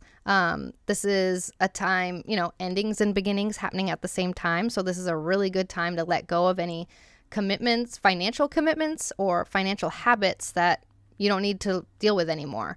And hopefully this means student debt being cleared out or something like that. But there is also the possibility of some sort of dramatic shift in your income source. So for some people, this is an eclipse that could indicate changes in where your money comes from, which means either a new job, a change in your business strategy, or a new source of passive income coming through. And there is a reflection coming through. Maybe you're reflecting more on financial independence. Maybe you're thinking about what financial independence means for you, and maybe you're taking more steps to achieve that. And just remember, though, eclipse seasons bring in times of significant change for sure and evolution, but not just on the day of the eclipse, but it's unfolding over the following months and maybe since October. This is a very process-oriented period, and it invites you to embrace the journey of transformation with your resources and income and self-esteem. Like maybe you started thinking about quitting your job in October, and now things are happening where it might be possible, or there's another piece of information in the story that gets you thinking again. It's a process. The thing about this eclipse also is that it is ruled by Venus, and Venus is currently exalted in Pisces, just separating from a conjunction with Saturn in your 7th house, which is all about one-on-one interactions, your relationships, your besties, your partners, your clients, your marriage. So this eclipse might bring to light some dynamics related to your closest relationships. Maybe it prompts a reassessment of how you balance your needs with those of your partner's needs. Maybe there's a give and take or boundary shift that needs to happen in relationships, either with your partner or with your best friends or with your mom or with your client work. There could be opportunities to deepen existing relationships or form new meaningful connections, and especially ones that resonate with your values and your financial perspectives. So you might find yourself reevaluating what you seek and what you value in partnerships, and consider how these relationships are contributing to your sense of security and your self-esteem too. So Venus also rules your 9th house. So this is an eclipse that could also bring in shifts related to 9th house matters, like your overall philosophical, I gotta trim my bangs, y'all. They're just in my eyes. So yeah, changes, shifts, endings, beginnings related to your educational pursuits, your travel plans, and just your beliefs and your spirituality and the way you think about things. Maybe you are searching for a deeper meaning of something. Or maybe you are going on a journey, either by traveling to distant places, or maybe you're going on a journey intellectually through studies or an exploration of new ideas and ideologies. And this will most likely profoundly reshape your perspective on something. There's also a possibility of connecting with people from different cultures or backgrounds, or engaging in spiritual practices that better align with your core beliefs and values. And just remember that, again, eclipse season is a process. Eclipses are process-oriented. So this is an eclipse that will hold similar themes to whatever happened in October of 2023. And also, this eclipse series, it goes from 2023 to 2025. Check the timestamps for an overview of the specific breakdowns of the dates for this eclipse series, so you can know when each chapter is beginning. But also, this era is very similar to the eras of 2004 to 2006. Similar eclipses were happening then, as well as 2013 to 2015. Similar eclipses were happening then. So don't be surprised if the same themes or similar feelings are bubbling up again with this. So the do's and don'ts I have for this eclipse. I do recommend that you just allow and expect things to be a little bit wonky over the next 2 weeks. And maybe it's already been wonky for the past week because we are already in the eclipse portal now. And with this eclipse in your second house, financial or value related matters might be a little bit unstable or up in the air. The eclipse energy is kind of like throwing everything up in the air and then just waiting for it all to fall where it may. Right now, we're in the waiting phase. We have 3 weeks until things will start to make sense, unless will start to make sense a lot clearer. So yeah, things might be a little bit unpredictable in the money department. Allow for that. Things will iron out over the next 3 weeks. It's a really good time to stay flexible. Don't make any hasty financial decisions. I also recommend you expect something to get eclipsed or something to end. An eclipse, is when one of the luminaries is eclipsed and invisible, hidden due to the other luminary. So it's about letting something go and ending something. And maybe this means letting go of material possession. Maybe it's a really good time to donate something. Go donate old shit that you don't need anymore. That is such a good remediation for this eclipse. Let go of things, donate money, letting go of old clothes, old items, that sort of thing. I also recommend reflecting on your priorities and your values. So consider what truly matters to you beyond material wealth. If capitalism and money wasn't a thing, what are your priorities? This is a really good time to think about that. And it helps you find ways to incorporate more of those values into your daily life. So for the don'ts, I don't recommend you do any rituals for this eclipse. Eclipse energy is very intriguing, and it's fun to set intentions and perform rituals with lunations, but with an eclipse, we want to approach it with caution because it is very unpredictable. The nature of eclipses are very unpredictable, and if you were to set an intention, maybe the intention would come through, but the path to that intention would be chaotic and messy, and that's not necessary all the time. If you are familiar with chaos magic and you know how to work with that, comment below, let me know, give me some tips. But yeah, I recommend not doing any rituals unless you are familiar with chaos magic. Just allow fate to happen, allow the things to happen, allow the things to fall where they may. And we can do rituals in 3 weeks or 4 weeks, a month. I also recommend not making any giant financial commitments if possible. If you started some sort of big financial commitment in October, then that's okay. This is just the next installation of that. But if you're planning to make some sort of significant financial decision or an investment, especially investment, I would say the eclipse might be clouding judgment, bring unforeseen changes. So this is a good time to observe and take in information, maybe make a decision, but that doesn't mean act on it right away. And with that being said, my last don't is kind of tongue-in-cheek, but it's a superstition from the ancients to not let the baleful rays of the eclipse touch you. So the don't is don't go outside.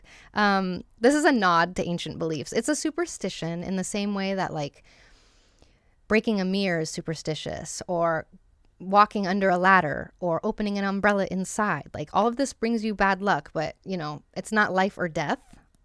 Take it with a grain of salt. The ancients also had a lot of other stupid beliefs that I don't mean stupid, but you know what I'm saying. We have to take it with a grain of salt. With that being said, if you can observe the eclipse from inside, I recommend that. Or if you are just adventurous and you're going out and you're doing it, just have a mindful attitude towards the energies that you might be exposing yourself to in a playful way, not in a scary way, not in a way where you're oh, I'm out in the eclipse, so I guess I'm going to have bad luck for the next year. And then you treat it like the spirit stick from Bring It On, where you're just afraid of that. Don't think of it that way. It's a superstition, okay? But the ancients believed that it was bad luck to get touched by the eclipse rays, and I'm relaying that to you. I'm going to try and stay inside, but I always forget. I always go outside because it's hard to stay inside all day, especially when it's a nice day. So overall, this is an eclipse that is asking you to consider how this eclipse series is challenging you to redefine what you truly value, both in terms of material resources and your personal values. And it asks you to consider how reassessing your financial habits, reassessing your sources of income, and reassessing what you consider essential could lead to a way more authentic sense of security and self-esteem. So that's what we have for today. How are you feeling about this upcoming eclipse? Drop a comment. I love reading your stories. I love reading your predictions. And maybe if it's a good story, I'll add it in my next eclipse story series. So yeah. And for those of you who are interested in diving deeper into astrology or tarot, or if you're just looking to join a community to chat about such things, you are welcome to join us in the free 9th House Discord server. The link to join is in the description. I hope to see you there, and I will catch you next time, friends. Good luck. Mwah. All right, Libra, we are in the portal of eclipse season. This eclipse is happening in your first house, which is marking a very pivotal period of transformation related to your identity, your self-image, your physical presence, and just how you feel about yourself and who you are now. This is an eclipse series that marks a very important year of just, reflection and introspection, as well as external change. And it affects how you perceive yourself and how other people perceive you. And it reshapes your appearance, your health, and your overall approach to life. Eclipses overall generally represent major endings and major beginnings happening at the same time over the course of 1.5 to 2 years. This eclipse series started in October of 2023, and it will go until March of 2025. So 2024 is kind of like being in it. We are in the transitional year. So things look like things are ending and beginning at the same time overall in your life. This is a big year of change for you as a Libra rising, especially.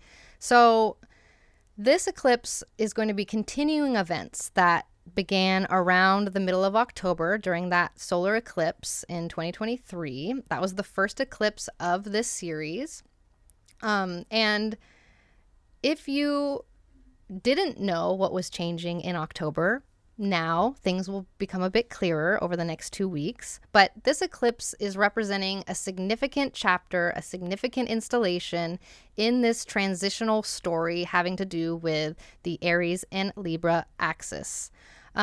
So specifically, let's look into what kind of things you can expect from this eclipse series. You as a Libra probably already, especially if you're a Libra rising, you probably already know what these transitions are about. We are in 2024 already. You are in the transitional year. You know what needs letting go, and you know what needs to be brought in. But I'll give you some examples, okay? So in general, personal identity shifts are huge with an eclipse here. So you might be noticing really profound changes in how you see yourself or how others perceive you. This truly is the ending of one era and the beginning of another era for you happening at the same time. And so this year, like I said, is very transitional. You may be leaving an old version of yourself in the past and looking forward into the unknown of who you are becoming. Heightened emotions are possible during this eclipse. So you might be noticing intense emotional revelations and noticing a deeper understanding of your own personal needs and your own desires, understanding yourself a little bit better. This is also an eclipse that could bring about more, sorry, I have something in my eye. My bangs are too long and they keep getting in my eyes and it's annoying. You could also find that you are in the spotlight more during this eclipse. In the spotlight more than usual. Maybe you're receiving more attention for your actions, for what you're doing, or for your appearance, getting more attention. You could notice changes in your physical health during this eclipse series. There might be some sort of developments related to your physical health. Maybe you're paying more attention to your health. Maybe you're finally going to the dentist or the doctor. Also, you might notice that you have a lot more assertiveness and a lot more initiative than usual. This is an eclipse that helps you take charge of your life. It helps you be more decisive and take bold actions where necessary. This is also an eclipse that helps you release old patterns that you don't need anymore. Letting go of outdated aspects of your persona that aren't aligning with your current path. But do remember that eclipses, they do bring a significant time of change and evolution, but not just on the day of the eclipse, but it unfolds over the following months, and especially since October, but especially over the next 2 weeks, there will be some changes happening. This is the eclipse portal, the next 2 weeks until the next eclipse, which is April 8th, and then a week after that still. So about the next 3 weeks, we are in the portal. It is a process-oriented period. It invites you to embrace this journey of transformation. And Venus is also the ruler of this eclipse. Venus is exalted in Pisces in your 6th house currently, just separating from a conjunction with Saturn. So the 6th house is an interesting one. It has to do with your routine, your workplace, your coworkers. It asks you to just work hard work, putting out fires all the time, never-ending to-do lists, feeling like you just finished the to-do list. No, you know what the 6th house is? The 6th house is when you're doing the dishes and you just finished and you're just drying your hands and someone comes up and puts a dirty dish in the sink. That is the 6th house. There's never-ending work to be done. But that's being on Earth, right? That's being on Earth. Got to remember, that's also just Earth, having to do earthly things.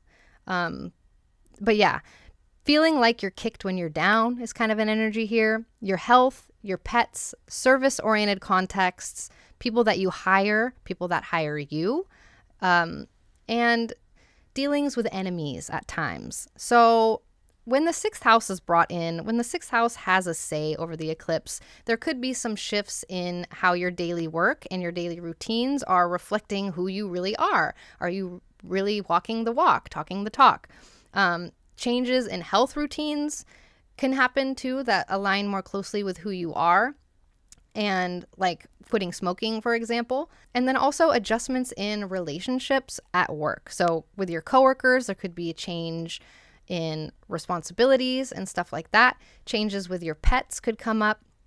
All of these 6th house things could be a little bit of a flavor of the eclipse, some sort of ending of one era and beginning of another era in terms of your daily life, your daily to-do list. Venus also rules your 8th house besides your 1st house. This eclipse will also emphasize some sort of financial partnerships. Maybe it is reshaping your agreements with loans or with debts or with your inheritance or something like that, a trust of some kind. And emotional revelations or healing related to past trauma and baggage and deep-seated fears and anxieties could come up, and this pushes you to release them and work through them and use your mental health tools to work through it. And you can also expect some sort of reassessment in your intimate relationships, your intimate bonds, where your boundaries with giving and receiving might need to be reevaluated in some way, maybe aligning a little bit more closely with the mutual values and the mutual support of the relationship, but paying attention to the give and take in your closest intimate bonds. And if you're not in a partnership, that could still be a bestie, it could be your mom, whoever you have a close bond with. But remember, again, eclipse season is a process, okay? Eclipses are process-oriented, so things aren't going to happen the day of the eclipse, but possibly the week before, 2 weeks after, and you will start to actually notice and see the difference within 6 months.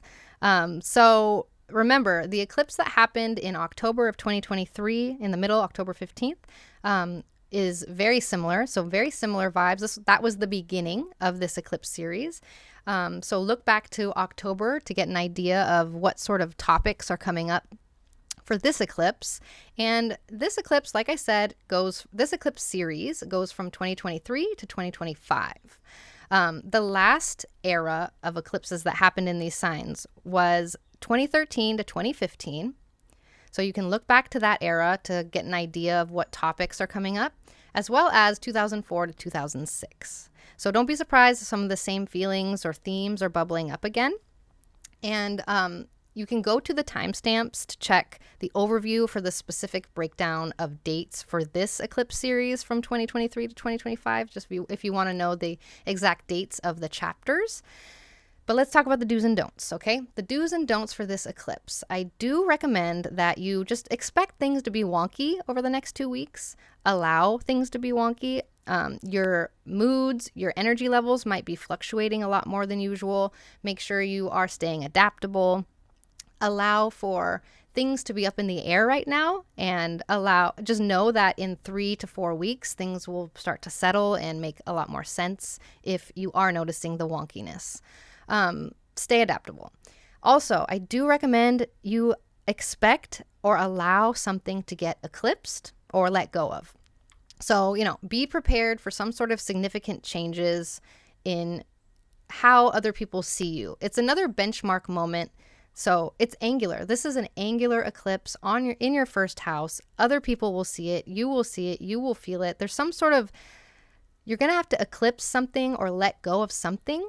You're going to have to shed a part of yourself, of your identity that no longer fits. And this could be consciously or subconsciously, okay? So I don't want you to freak out and think you're going to have some major change. I want you to think, which you could, but more likely, there has been a big change that kind of started in October, and this is going to be the next installation of that change and transformation that will be done by the beginning of next year.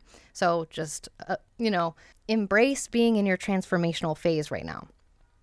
And then lastly, my last do, I do recommend you prioritize self-care. It's very important right now. Focus on activities that are nurturing your physical and mental well-being. With all of this wonky energy, it's important to take care of yourself and focus on yourself. Especially as a Libra, you are often focusing on other people, so try and look in the mirror, okay? As for the don'ts, I recommend you do not do any rituals. As intriguing as eclipse energy is for setting intentions or performing rituals, it is very, you want to approach it with caution because eclipses are very unpredictable in nature. It's wise to observe and reflect rather than actively try to harness energy for specific outcomes, because chaos magic, you can't really control how the intention manifests, right? If you have an intention, maybe you will get to that intention, but the road there might be chaotic and messy and unnecessary, in my opinion. I also recommend if you are familiar with chaos magic, please comment below and let me know that you are, and tell me how you are familiar with that and what sort of tips you have for those of us who want to learn. Also, I don't recommend ignoring your emotions. You're going to be pretty emotional for the next 2 weeks. Your emotions might be a little bit more intense. You might be a little bit more sensitive. Don't brush it aside. They are very key in understanding the deeper personal shifts that are happening over the next 3 weeks. And my last tip, my last don't, is kind of more tongue-in-cheek, but it is to not go outside. It is a superstition from the ancient astrologers that if you went outside during an eclipse, the baleful rays of the eclipse would shine down on you and give you bad luck for the next 6 months to a year. I try to not go outside during eclipses because I am superstitious, but I don't think I've ever been successful because it's hard to stay inside the entire day. That's kind of like, we have to get in our car and go places, you know what I mean? So I recommend, if you're interested in observing the eclipse, I recommend observing it from inside. Or if you're adventurous and not superstitious, be mindful of the energies that you are exposing yourself to in a playful way. Don't think of it as oh, I'm manifesting my downfall. No, it's a playful nod. It's a superstition, a playful nod to the ancients. It's a superstition in the same way that breaking a mirror is 7 years of bad luck, or walking under a ladder is bad luck, or opening an umbrella inside is bad luck, okay? Take it all with a grain of salt, but if you're superstitious, be aware of that. So overall, this is an eclipse that asks you, how have your perceptions of yourself and how has your personal identity evolved over the past, since October? Also, use this lunar eclipse in Libra as a benchmark to assess the changes in how you're presenting yourself to the world and how you manage your personal life. Have these transformations since October brought you closer to the person that you aspire to be? Questions to think about. So that's what we have for today. How are you feeling about this upcoming eclipse? Drop a comment. I love reading your stories. I love reading your predictions. And maybe if it's a good story, I'll add it in my next eclipse story series. So yeah, and for those of you who are interested in diving deeper into astrology or tarot, or if you're just looking to join a community to chat about such things, you are welcome to join us in the free 9th House Discord server. The link to join is in the description. I hope to see you there, and I will catch you next time, friends. Good luck. Mwah. Okay, Scorpio, this lunar eclipse in Libra on March 25th is happening in your 12th whole sign house, and this marks a period of significant inner change, and it urges you to reflect on your subconscious patterns, your spirituality, and the areas of your life that are usually hidden behind the scenes, behind the curtain. It is an eclipse series that is about endings and beginnings in the most private parts of your life, and it invites a deeper understanding of yourself and a release of what no longer is serving your highest growth. Eclipses in general represent major endings and major beginnings happening at the same time over the course of 1.5 to 2 years. This year, 2024, is a transitional year because this eclipse series started last year in October. So this is the beginning of a new era of all of our lives, not only because of this eclipse series, but also because of Pluto in Aquarius. But this eclipse specifically will be continuing events that began in October of 2023. That was when the first eclipse happened in this series. So there may have been changes brewing in October of 2023, and if you didn't notice what changes those were, you'll start to notice them now because they will have overlap themes of what's happening now over the next 2 weeks.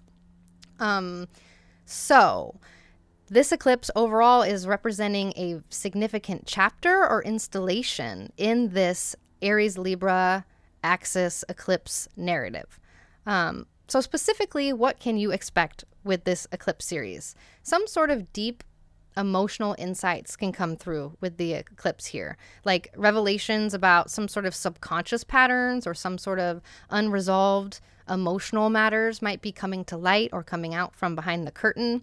Maybe there is a spiritual awakening that you're noticing over the next 2 weeks, like some sort of heightened sense of spirituality or a shift in your spiritual beliefs.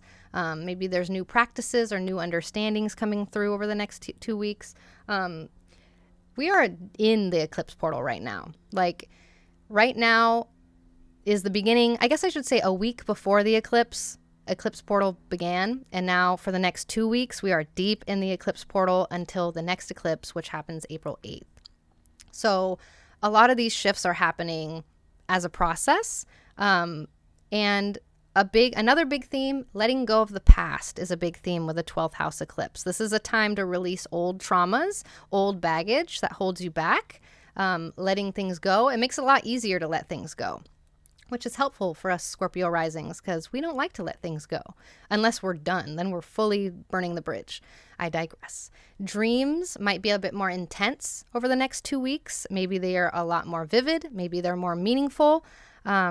You might feel the need to be more alone, maybe solitude, and just reflecting more and thinking about life's bigger questions. And in general, eclipses either can often hide something or bring something to light, especially when it's in the 12th house. So hidden matters coming to the surface, secrets, hidden aspects of your life, or hidden aspects of those around you could be revealed or could be hidden and nestled away. But remember that eclipse season, it does bring significant change and evolution, but not necessarily exactly on the day of the eclipse. But it does unfold over the following months, a lot easier to see in the next 6 months, but you will notice wonkiness in the next 2 weeks. It is process-oriented. Eclipse season. It invites you to embrace the journey.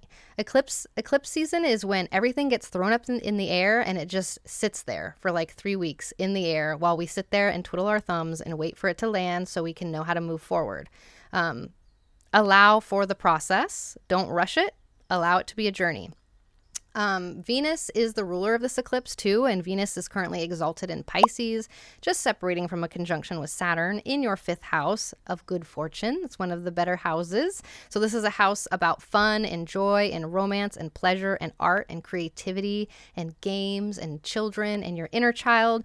It's one of the funnest, it is probably the funnest, best house, most bestest house of good fortune. So there could be some revelations about how your subconscious patterns affect these things, affect your creative expression, affect your romantic relationships, and what brings you joy. There could be a significant moment or a significant event related to a personal project you've been working on or a hobby that holds a deep emotional significance for you coming through. Also, you could notice insights on how past experiences or how hidden aspects of your psyche influence your relationship with your inner child or your interactions with children in general, your kids, or your approach to parenting if you're a parent. Venus also rules your 7th house. So the ruler of the eclipse is in your 5th house, but Venus also rules the 7th house. So you might notice a deepening or redefining of romantic relationships happening over the next 2 weeks, or maybe you're reevaluating business partnerships on some level, better aligning them with your goals. Maybe there's possibly new connections that could come through that significantly impact your life, or maybe there are shifts in long-standing friendships coming through over the next 2 weeks. And if you don't notice this or see this, we'll look back in 6 months to reassess. But know that eclipse season is a process. Okay, eclipses are process oriented. So this eclipse series first began in October, like I said. So the eclipse that happened in the middle of October 2023 might have similar themes, will most likely have similar themes to this eclipse coming up. So if you look back to October, you can kind of get an idea of what to expect. Check the timestamps in the description to go to the part of the video where I do an overview of the specific breakdown of dates for this eclipse series if you want to be aware of when the eclipse is happening. And also, the same eclipses happened in the eras of 2013 to 2015. As well as 2004 to 2006. So if you look back at those years and dates, some of the themes and feelings might be bubbling, same themes or feelings might be bubbling up again from that.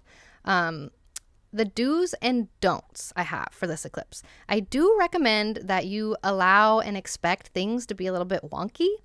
The eclipse being in your 12th house, you might be a bit more introspective. You might want even more alone time than usual. Maybe you're feeling a little more unsettled and you don't know why. So embrace those fluctuating energies and use them for self-reflection. This is a 2 to 3 week period of wonkiness. We are in the eclipse portal, like I said, so allow yourself to be in the portal with everything hanging in the air and know that things will make sense in 3 to 4 weeks. Things will be, maybe not make sense because nothing makes sense, but things will settle and be ironed out around that time. I do recommend you prioritize self-care during this week, during these 2 weeks. We need to nourish our soul with an eclipse in our 12th house. It's really easy to dissociate when things are in our 12th house. So that's why leaning towards solitude and introspection and reflection and journaling and just spending time alone to kind of feel through what's going on can be really helpful. And self-care activities keep you there. They keep you grounded. They bring you peace, meditate, journal, that sort of thing for the next 2 weeks. I also recommend you expect something to be eclipsed or expect yourself to have to let go of something. And it's going to be maybe not something that you are aware. It might be subconscious. It might be unconscious. Part of your inner world or a hidden aspect of your life might conclude, and it allows more space for growth. So, it's eclipse season. Things get eclipsed. With eclipses, one of the luminaries gets hidden by the other one. And this reflects having to let go of something or something getting hidden or something getting eclipsed, deleted, cut out. So allow for letting something go and know that it's the 12th house, so you might not be fully consciously aware of what's going on. That's why we're reflecting and we're journaling and we are prioritizing self-care so that we can maybe have an idea of what's going on with our subconscious. It could be something as simple as letting go of an anxious rumination habit that you have, or embracing gratitude more instead of trying to be real all the time or something like that. The don'ts I have for this eclipse: I do not recommend doing any rituals. Eclipses are very unpredictable in the way that they work through our intentions. Unless you are familiar with chaos magic, I do not recommend you do any sort of ritual. The unpredictable nature of eclipses means it's wise to take more of an observation angle and reflect rather than actively trying to harness the energy for specific outcomes, because chaos energy doesn't necessarily allow for such things. And if you are familiar with chaos energy, if you are familiar with chaos magic, comment below. Tell me your experiences. I'd love to hear from you, because I'm not sure I believe anybody is familiar with chaos magic. I also recommend you do not ignore your intuition or your gut feelings over the next 2 weeks. Your intuition, your feelings, your gut, your dreams are going to be way more potent over the next 2 weeks. So pay attention to subtle cues. And my last recommendation, my don't, is kind of tongue-in-cheek. It's a superstition, okay? My don't is don't go outside during an eclipse. The ancients believed that if you went outside during an eclipse, you would be touched with the baleful rays of the eclipse. And for the next 6 months to a year, you would have bad luck. I mean, if you think about it, the ancients didn't know what was going on with eclipses. They went outside and they saw the sun turn dark and everything turned dark in the middle of the day, and all the animals and plants start acting weird. That's a bad omen. So they saw that and they said, nope, we're not doing that. That's bad luck. So I try to stay inside during eclipses, but I don't think I have ever succeeded in staying inside the entire day, because that's hard. Maybe you can try to stay inside during the eclipse hours, which is in the middle of the night. So for most of us, so that shouldn't be too hard. But yeah, observing the eclipse from indoors, or if you're an adventurous person and you're gonna view it, period, end of story, have a more mindful attitude towards the energies that you're exposing yourself to, in a playful way, not in like a, well, I'm manifesting my downfall right now. Like, don't think of it that way. Think of it as kind of a playful nod to the old traditions. So overall, this is an eclipse that asks you, even if you haven't been consciously tracking your inner shifts, this is a time that could reveal insights that have been brewing beneath the surface. So, what subtle changes have you noticed in your reactions, in your feelings, or even your dreams in the past week, or over the next 2 weeks, or since October? This eclipse is nudging you to acknowledge and release what has been hidden, and it sets the stage for a way clearer path ahead. So just allow things to be kind of confusing for the next 2 weeks. Focus on your 12th house skills like spirituality, meditating, journaling, self-care, therapy. So that's what we have for today. How are you feeling about this upcoming eclipse? Drop a comment. I love reading your stories. I love reading your predictions. And maybe if it's a good story, I'll add it in my next eclipse story series.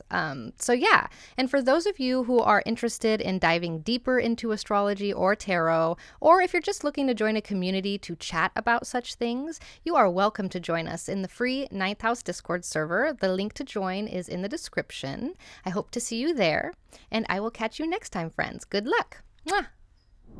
Okay, Sagittarius, this lunar eclipse in Libra is happening on March 25th in your 11th whole sign house, and this indicates a time of very significant shifts with your social circles, with your networks, and with your community involvement in general. Sorry, I need to adjust my electric blanket. I'm so cold, bruv. It is cold. So this is an eclipse series that marks a very profound time of endings and beginnings, and it reshapes how you're engaging with groups, your friends, your group organizations that are aligning with your ideals and your aspirations and your overall goals.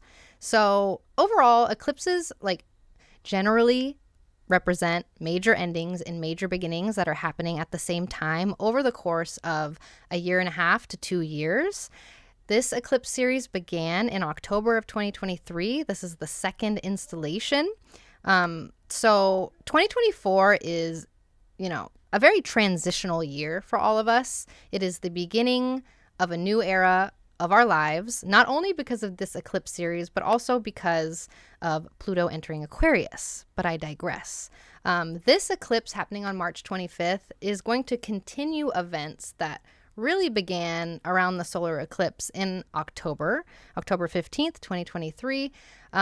Changes that were happening then, like in October, I did a video and I said, this is the beginning of changes in your life, major endings, major beginnings. And a lot of the time with eclipses, you can't see it while you're in it. You can see it when you look back. So if the changes that were happening were unclear at the time in October, they're likely to become a lot clearer in the next 2 weeks. So yeah, this eclipse is the second installment of this eclipse narrative, and it represents a significant chapter in the Aries Libra eclipse axis narrative story that we are unfolding. First chapter being October 2023. So let's talk about specifics of what you can expect with this eclipse series. First of all, changing social dynamics is happening. Maybe you noticed it, kind of crumbs of it happening in October, and over the next 2 weeks, it'll be super obvious. There's some sort of shift in your social network, or, some relationships ending, new relationships forming, having to do with your social sphere. You might be noticing a community reevaluation going on, like you're reconsidering your involvement in groups and in certain communities and certain situations with certain people. And you might notice that your ideals and your principles are undergoing significant changes, and new collabs might be coming through, like opportunities for new alliances, new collabs that are aligning with your evolving interests over this year. Activism and advocacy gets highlighted with this eclipse in the 11th house. There could be a renewed or a changed focus on some sort of activism in your life. But yeah, this is an eclipse series that is redefining friendships. It's helping you reassess what friendship means to you and which friendships and relationships are truly adding value to your life and not taking from you too much. The 11th house also rules social media. So changes in how you use social media platforms for interaction could be coming through with this eclipse series also. Maybe you start a big account, or maybe you delete your account. But remember that eclipse seasons, they do bring significant change and evolution, but not just on the day of the eclipse. This unfolds over the next 6 months or following months. And a lot of the small pieces of the puzzle will be coming through over the next 2 weeks. We are deep in, I shouldn't say deep, but we are in the eclipse portal right now. This eclipse, March 25th, kind of a week before this eclipse is when the eclipse portal opened. Now we are in the portal, and it will end around a week after the next eclipse. April 8th is the next eclipse. But remember, eclipse seasons, they do herald, very significant times of change and evolution, not just on the day though, but it unfolds over the following months. In the same way that whatever changes occurred in October started to unfold months after that, same thing with this eclipse. It's a very process-oriented eclipse, and it invites you to embrace the journey of transformation within your friend groups and your networks and the people, your allies, your colleagues. Venus is the ruler of this eclipse, and Venus is currently exalted in Pisces, just separating from a conjunction with Saturn. And this is in your 4th house, and the 4th house rules your private life. It rules your home, it rules your family and foundation and your real estate property. So there could be some reflections on how your social connections and community engagements are impacting your sense of home and your sense of family. Maybe you need to reconsider the balance between your social life and your home personal sanctuary life. Maybe you've been a homebody too long, or you're out too much. But insights on how your upbringing and your family background influence your friendships and your social interactions could be coming through, noticing these things. Also, Venus rules your 6th house. So besides your 4th house being involved, your 6th house gets brought in. And so this eclipse might bring to light some shifts with your daily work life, your daily routine, your daily to-do lists, or your health practices. And it might spotlight some areas that need change or improvement, which we appreciate. You might also notice that there is more emphasis on workplace harmony, like the well-being of coworkers. Finding more enjoyment in your daily tasks might be a big part of this. Maybe it's the beginning of an era and the ending of an era with your workplace as well, or with your pets, or with, I'm trying to think. The 6th house has so many different things going on for it, but generally it's about work, working hard, your to-do lists, your pets, what service you work on, like service you do for people and services that are done for you, like having a gardener or a maid or something like that. But eclipse season, again, eclipse season is a process. Sorry, I have to keep messing with my bangs because they're too long and I'm afraid to cut them because I'm going to look scary if I cut them. But they're just poking my eyes out. So yeah, eclipse season is a process, okay? Eclipses are process oriented. Eclipses, things don't necessarily happen the day of the eclipse. They can happen the week before, they can happen the 2 weeks between eclipses, or they don't necessarily have to be happenings. It can be things like perspective shifts happening in your head that then have you acting differently, that brings the transformation. But this eclipse will hold similar themes to the eclipse that happened in October of 2023. So if you look back to October, you can get an idea of what to expect. Themes and vibes, feelings, very similar. And again, I think I mentioned this eclipse series is from 2023 to 2025. So this is that era. This will hold similar themes to past eras that had these eclipses. So that the last ones were 2013 to 2015. In those years, we were having the same eclipses, so there could be similar themes, same as 2004 to 2006. So don't be surprised if some of the same themes or feelings are bubbling up again from then. Check the timestamps in the description to get to the overview where I break down specific dates for this eclipse series if you want to know exactly the chapters for that. Some do's and don'ts for this eclipse.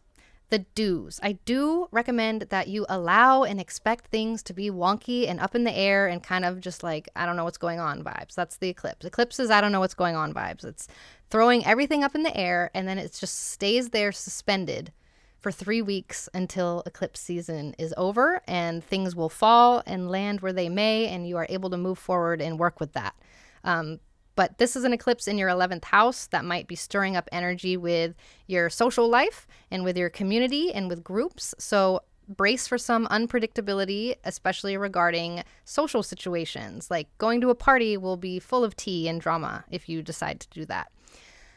Also, I do recommend that you expect something to get eclipsed, okay? Eclipses are when 2 luminaries, the sun and the moon, one of them blocks out the other one, and that is eclipsing it, essentially. It's cutting it out, hiding it, getting rid of it. So we need to be prepared for changes within your friendships or group affiliations.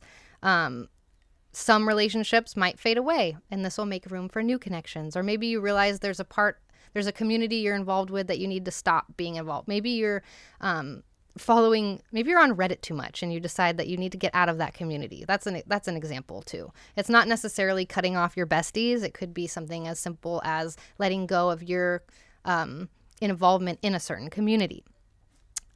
Also, I do recommend you open up to new connections around this time. Be ready to welcome in new people who might share your ideals and who will most likely contribute positively to your future goals with this 11th house stuff. So you might be letting go of people, but also be open to new connections because this eclipse series is bringing in new community for you. Whatever started in October, something similar happening this time. Don'ts. I don't recommend you do any rituals. As intriguing as eclipses can be, this is a very unpredictable weather to be doing any magic under. Eclipses harness chaos energy. So unless you are familiar with chaos magic, if you set an intention, you may or may not see that intention through. Either way, if you do or don't, the path will most likely be messy and chaotic because the eclipse was in charge of that intention. So try to witness or observe rather than actively trying to harness the energy for a specific outcome. Don't overcommit to group activities over the next 2 weeks. You might be super busy with social life. Eclipses can bring energy there, but with this eclipse energy at play, you don't want to overextend yourself in social situations until all the dust settles. And the last don't I have, kind of tongue-in-cheek, it's the superstition, don't go outside during an eclipse because you don't want to be touched by the baleful rays. This is just a superstition, okay? This is my nod to the ancients. Ancient astrologers didn't know what the fuck an eclipse was doing in the sky. Like, they go outside and suddenly the sun, like, it's dark out and all the plants are acting and animals are acting weird. That's a bad omen to the ancients. So they were like, no, I don't want any of that. And the superstition is if you go outside during an eclipse, you could have bad luck for the next 6 months or a year. It's a superstition just like breaking a mirror gives you bad luck for 7 years, or walking under a ladder, or opening an umbrella inside. You know, take it with a grain of salt the same way you would take any superstition with a grain of salt. But I try to stay inside during eclipses. I've never succeeded because it's hard to just stay inside all day. You know, sometimes you have to go outside to the trash can or walk your dog or drive to work. So yeah, tongue in cheek, take it with a grain of salt, but know that the ancients believed that it was bad luck to go outside during an eclipse. And so I recommend observing the eclipse from inside. Or if you're an adventurous person who's going to go look at it, period, end of story, look at it with a mindful attitude towards the energies that you are exposing yourself to in a playful way, not in like a, well, I'm manifesting my downfall by looking at this eclipse. Like, no, it's just a playful nod, like, oh, well, mindful. These are powerful rays I mindfully protect myself from, put on your invisibility cloak when you go outside. So overall, this is an eclipse that asks you, how have your connections within groups, friendships, and communities transformed since October? And this eclipse is prompting you to consider which relationships are truly resonating with you and with your current self. Which people do you want to take with you and which people do you not need? I don't want to say discard, but you know what I mean. Which people are not coming with you moving forward? And as you navigate these shifts, think about the new opportunities for collabs or advocacy that align with the person that you are becoming. So that's what we have for today. How are you feeling about this upcoming eclipse? Drop a comment. I love reading your stories. I love reading your predictions. And maybe if it's a good story, I'll add it in my next eclipse story series. So yeah, and for those of you who are interested in diving deeper into astrology or tarot, or if you're just looking to join a community to chat about such things, you are welcome to join us in the free 9th House Discord server. The link to join is in the description. I hope to see you there, and I will catch you next time, friends. Good luck. Mwah. Okay, Capricorn, this eclipse in Libra on March 25th is happening in your 10th whole sign house, and this is signaling a very pivotal portal time for how you're perceived publicly, for your professional identity, and your overall life direction. Like, this eclipse series is huge for you, especially if you're a Capricorn rising. And this eclipse series is marking important endings and beginnings in your career and other significant life roles, whatever you are known for doing. If you don't have a career, or it doesn't even have to be your career, just the roles you are known for taking on in life. And it challenges you to reassess your long-term goals. It challenges you to reassess your reputation and to reassess the influence of authority figures in your life. Eclipses generally represent major endings and major beginnings happening at the same time over the course of a year and a half to 2 years. This eclipse series began October of 2023 and will go through March of 2025. So these changes are unfolding over this time. And 2024, being the meat of that sandwich, is the transitional year. It is when you are seeing the old dying off and the new coming through at the same time. It can be kind of confusing. It can be, I don't know what's going on, wonky kind of vibes with eclipses. So You're not alone in wonkiness, but yeah, this is a very transitional year, and it is the beginning of a new era in your life. And so this eclipse on March 25th is continuing the events that really began around the solar eclipse on October 15th, 2023, which was the first eclipse of this series. So whatever change, I was probably preaching in October, like, this is major endings, major beginnings happening at the same time. And a lot of the time you can't, with eclipses, you can't see the change as it's happening. You can only see it looking back. So now, if you weren't sure what was going on in October with the eclipses, what sort of major endings and beginnings were happening, you will start to know over the next 2 weeks, because right now we are pretty much in the eclipse portal. An eclipse portal is wild. Crazy stuff happens, obviously, during eclipse season. It's a portal that sends you into a new timeline of yourself. And I'm using all these like woo-woo words, but it is transformational, and you come out on the other side a different person. This represents a very significant chapter in the Aries Libra eclipse axis narrative that we are formulating here that began in October. So let's talk about specifics. What can you expect with this eclipse series? You can expect professional identity shifts. So changes in how you're viewed at work, leading to new roles, new directions, new responsibilities. Also, changes in your reputation. So realizing things about your public image, realizing how people see you might prompt some sort of reassessment on how you present yourself. There could be a change in how you present yourself to people or how you interact with them, especially at work. Authority dynamics are highlighted with this eclipse series. So like shifts in relationships with authority figures, including growth or challenges. And authority figures can be anything from your boss to a cop to your parents. These are all authority figure examples. Also, a change in visibility, maybe more increased visibility, like getting more exposure in your field or more exposure in your community. And this brings opportunities as well as scrutiny. It's a double-edged sword. But there is some sort of life direction reevaluation that could be happening over the next year, maybe prompted in October of 2023, but there is a deeper consideration of your long-term goals and the path that you're on. And these revelations and realizations could really bring significant changes to your life's trajectory. It really takes an idea, to change your life, it takes one idea.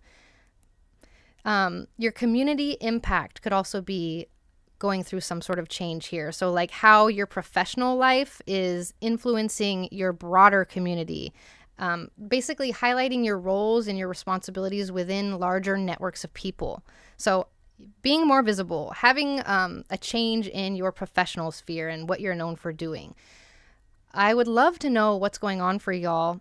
Again, this is eclipse seasons. They bring significant change, they bring evolution, but not the day of the eclipse usually, not just on the day of the eclipse at least, but over the following months, and especially starting in October of 2023. This is a process-oriented period. It invites you to embrace the journey of process, the journey of transformation, the journey of the new era beginning and ending with what you're known for doing.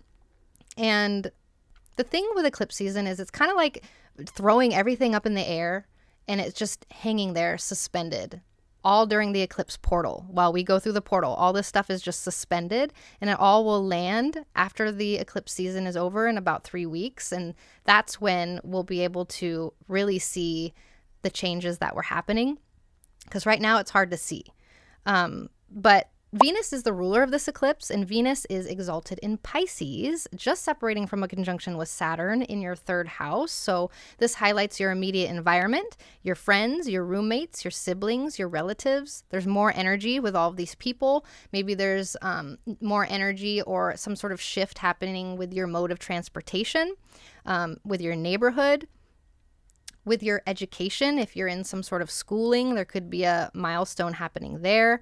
But yeah, there's enhanced communication related to your career coming through over the next 2 weeks. Maybe it requires you to speak up or to advocate for yourself, especially, again, in professional settings. Also, important discussions or important negotiations related, not necessarily related to your career path or public standing, but that could influence your career path could be coming up. And shifts in how you learn and process information are coming through here, sometimes driven by professional demands or professional goals. Venus is also the ruler of your 5th house. So it could spotlight your romantic life on some level. Maybe it brings some sort of change to your relationships or change to how you experience love and affection and connection. Changes in your hobbies or changes in your recreational activities could be happening around this time. Maybe things that are more important to your identity become more evident, and this helps you move forward with your professional choices on some level. And some sort of shift towards integrating more of what brings you joy and fulfillment into your career. Maybe your career gets gets more fun, more enjoyable. Maybe you're able to do more projects, creative projects, or maybe you're pursuing passions that align with your work on some level. Remember, eclipse season is a process. Eclipses are process oriented, and this eclipse is going to hold similar themes to the eclipse that began, or the eclipse that happened in October of 2023, which is when the series began. So don't be surprised if some of the same themes or feelings are bubbling up again from the middle of October, especially related to work situations. And this is also the same era of eclipses that happened in 2013 to 2015, as well as 2004 to 2006. So if you look back at those dates and think about what was going on professionally or professionally at that time, you might get kind of an idea of what to expect moving forward. If you want an overview of the specific breakdown of dates for this eclipse series, check the timestamps in the description. I talk about it in the overview in the intro. So let's talk about the do's and don'ts for y'all for this eclipse. I do recommend that you expect things and allow things to be wonky and weird. Eclipse season, like I mentioned earlier, is the same vibes as like throwing everything up in the air and then it staying suspended while you wait patiently for it to land so you know how to deal with it moving forward. Eclipse portals are all about things being up in the air so that they can be recalibrated by the universe.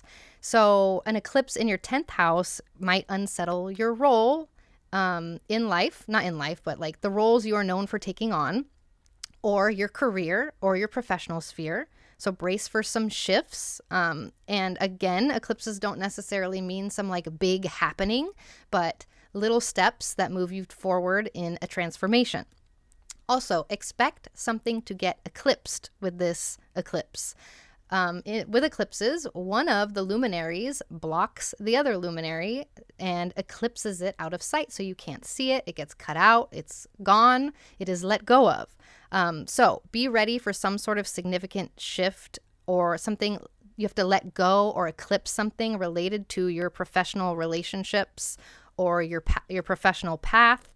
Maybe it's removing outdated roles, outdated responsibilities that you don't need to do anymore, or outdated goals, or removing an important authority figure related to your profession.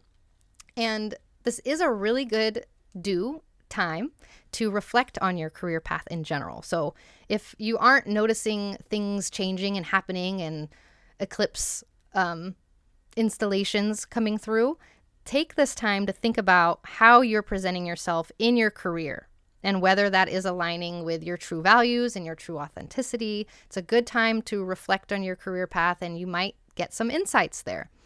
The don'ts. I don't recommend you do any rituals at all for this eclipse. Or for any eclipse ever. If you've listened to me before, you know that I like to preach about the ancients' belief that eclipses shone down baleful rays. And that meant that if you went outside, you could have bad luck for the next 6 months or a year. I mean, if you think about it, ancient people, like the ancient astrologers went outside and saw an eclipse. That would be terrifying if you didn't know what was going on. Like the light suddenly it gets dark and suddenly all the animals are acting weird and the plants are acting weird, and you wouldn't want to have anything to do with that as an ancient person. So take it as a superstition. Take it with a grain of salt. You know, it's the same type of thing as a superstition, like if you break a mirror, you get 7 years of bad luck, or if you walk under a ladder, or if you open an umbrella inside.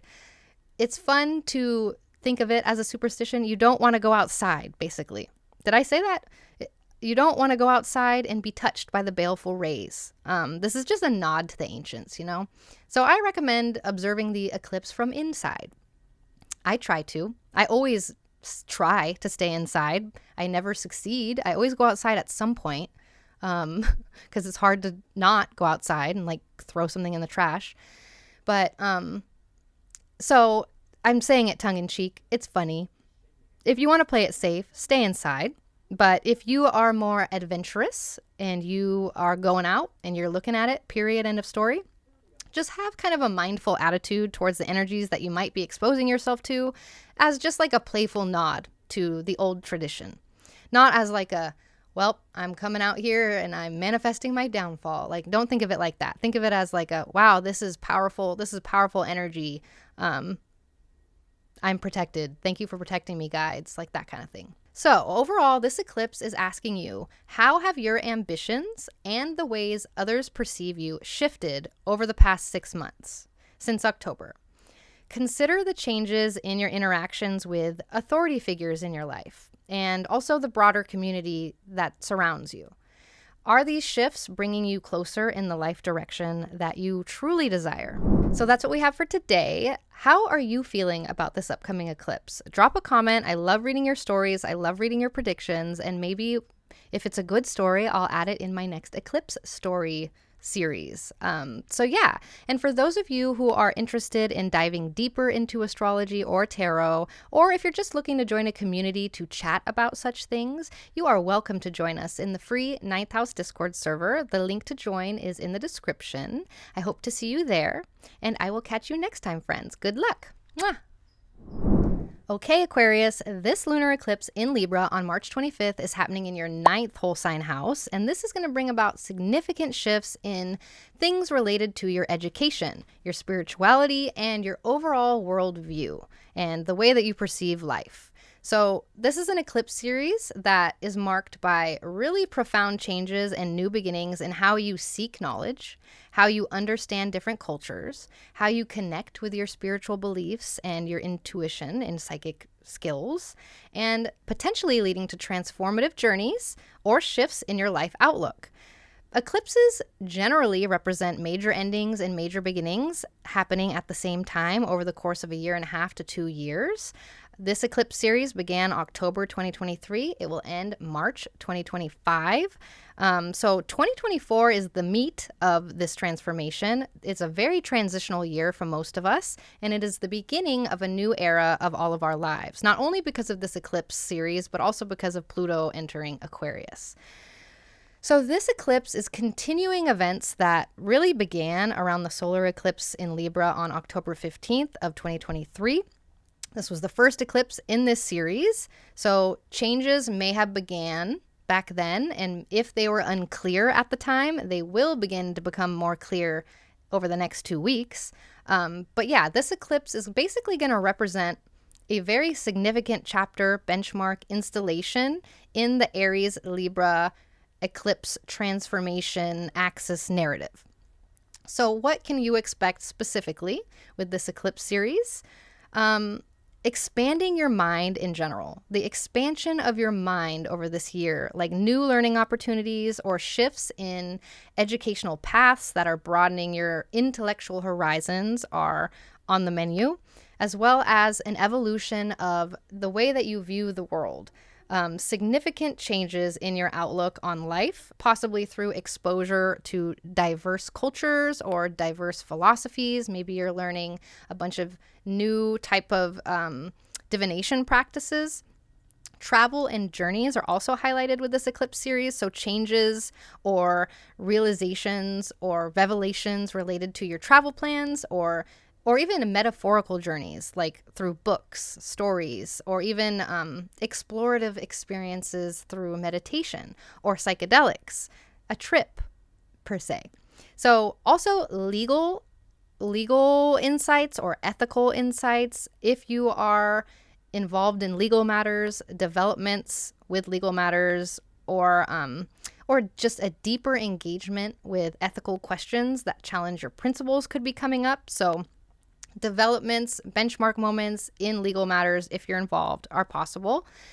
There is also spiritual exploration here. There's a profound engagement with spirituality with an eclipse in the 9th house. And it really leads to transformative insights around religion and your personal belief systems. And more mystical experiences are likely too, like a heightened interest in experiences related to mysticism, astrology, tarot, occult, other types of divination. It offers deeper self-awareness, which is opening your mind expansion. Dream significations are also highlighted with this eclipse. There is an increased maybe meaningfulness or vividness in your dreams. Maybe they provide important messages more than usual. But remember that eclipse season, it does herald and bring in significant change and evolution, not just on the day of the eclipse, but it unfolds over the following months and over the following, I should say, year. But really, it started in October. This is another big chapter in the transformation journey. And this is a process-oriented period. So it's inviting you to embrace this journey of transformation with your mind and your learning and your worldview. So, and I'll talk more about that in a minute, but I want to talk about Venus being the ruler of this eclipse. Venus is exalted in Pisces, separating from a conjunction with Saturn in your 2nd house. So this brings in your resources, your finances, your and sometimes your self-worth and self-esteem by extension. So there may be some financial implications to your travel goals or educational goals, and that will push you to adjust how you budget for these areas. There could be a reassessment of your priorities and what you truly value, especially in the context of your broader worldview and your spiritual beliefs and your spiritual practices. And also there is consideration on how your values and your financial resources are influenced by your educational experiences and your mystical beliefs. How are your values influenced by this? One potential change also could be discovering or enhancing ways to generate some sort of money or income through 9th house stuff like occult practices or teaching or traveling, astrology, tarot. So something to consider. Venus also rules your 4th house. So we're bringing in 4th house stuff. Maybe there is some attention on transformations within your home life or within your family dynamics, and maybe changing something in your living situation, renovations, moving houses, different dynamics with the people you're living with. Also, you may experience some sort of shift in your sense of security and your sense of a foundation, and leading to some sort of reevaluation of what truly actually makes you feel at home and secure. Remember that eclipse season is a process, okay? Eclipses are process-oriented, like I said earlier, and this eclipse is going to be holding similar themes to the eclipse that happened the first time in the middle of October 2023. That was the first one of the series, so this eclipse will hold similar themes to whatever was happening around October 15th, the week before, or the 2 weeks after that. And you can check the overview, you can check the description for the timestamps to get to the specific breakdown of the dates for this eclipse series if you want to be aware of when each chapter starts. I think I mentioned 2023 to 2025 is this eclipse series, and we have the same eclipses that happened in 2013 and through 2015, as well as 2004 to 2006. So don't be surprised if some of the same themes or feelings from those eras are bubbling up again. Let's talk about the do's and don'ts for this eclipse. I do recommend you just, for the next 2 weeks, we are in the eclipse portal. I'm not sure if I already said this, but we are in the eclipse portal. The eclipse portal began about a week ago. Eclipse portals begin a week before the eclipse exacts.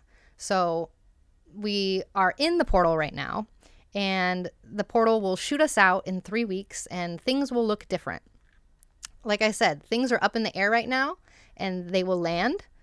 I guess I should say the eclipse energy is like throwing everything up in the air and it just being suspended there, and you having to wait 3 weeks for it to land to then know how to move forward and how to interact with what lands. So we're just going to allow things to be wonky for the next 2 weeks. For the next 2 weeks, 3 weeks, things are up in the air, and we're going to allow that. We're going to allow fluctuations in your plans, in your beliefs, especially related to travel or education. Also, expect something to get eclipsed. Eclipses are when one of the luminaries blocks the light from the other luminary. So this is what getting eclipsed means. Something is cut off, something is hidden, something is obscured. So be prepared for some sort of shift or conclusion, I should say, or having to let go of something related to your travels, your beliefs. Maybe you're letting go of an old belief, an old way of thinking. Or you have to let go of control of your educational plan or spiritual practices. Allow letting something go, allow something to get eclipsed, or maybe eclipse it before it eclipses you. I also recommend you do embrace education and learning opportunities. Stay open to new sources of knowledge. Stay open to different perspectives, because this is helping you come up with this is helping you transform your worldview into being more aligned and authentic with your true self. I would say travel, but I'm not going to say travel because I don't recommend traveling on an eclipse personally. That brings me to my don'ts. I don't recommend you overlook details in your travel plans. I'm not going to tell you not to travel because I don't want to scare people who are traveling, but double check, your arrangements. Double check that you've got everything on time, that there aren't weird things going on. Double check your arrangements for unforeseen changes. I also recommend not doing any rituals, okay? Eclipse energy is unpredictable. You can't really harness it for a specific outcome. It will get you from point A to point B however it wants to, which can be very chaotic and very messy. So why not just wait a month to do your ritual? You know what I mean? We can do it at a time where things are a little bit calmer. Unless you are familiar with chaos magic, which I would love for you to comment below if you are familiar with chaos magic and tell me what you would do for an eclipse ritual. But I'm not familiar with chaos magic. I'm not going to be doing that. I recommend you don't do it either.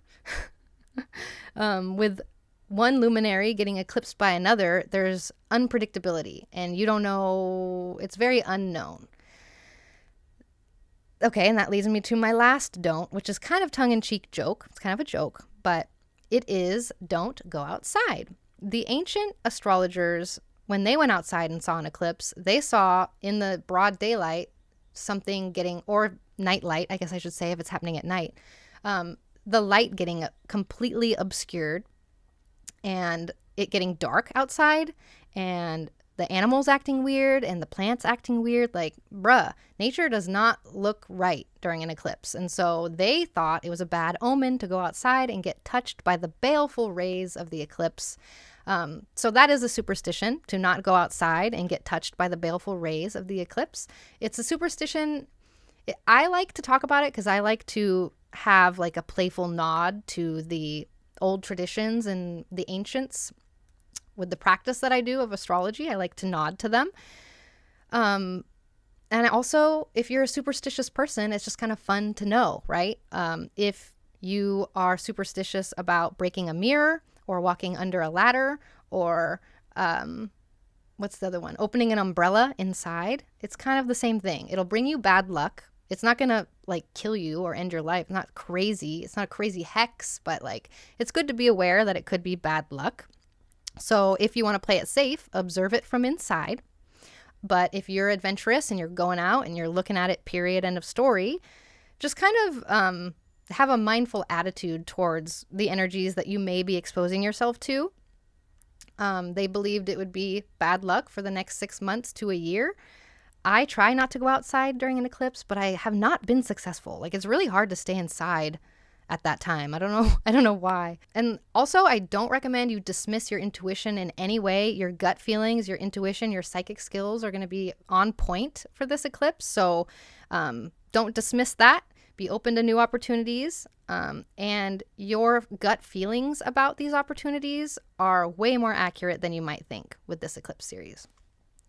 So this eclipse is asking you, are you on a path that truly resonates with your quest for knowledge and your spiritual fulfillment at this point? Consider how these shifts in perspective are influencing your values, your home life, and your sense of security. Things to think about with this eclipse. So that's what we have for today. How are you feeling about this upcoming eclipse? Drop a comment. I love reading your stories. I love reading your predictions. And maybe if it's a good story, I'll add it in my next eclipse story series. So yeah, and for those of you who are interested in diving deeper into astrology or tarot, or if you're just looking to join a community to chat about such things, you are welcome to join us in the free 9th House Discord server. The link to join is in the description. I hope to see you there, and I will catch you next time, friends. Good luck. Mwah. Okay, Pisces, this lunar eclipse in Libra on March 25th is happening in your 8th whole sign house, and this marks a pivotal phase of transformation with your financial and emotional realms over the past 6 months and next 6 months. This eclipse series is characterized by really significant shifts in your shared resources, in your just overall personal transformation, with your intimate bonds.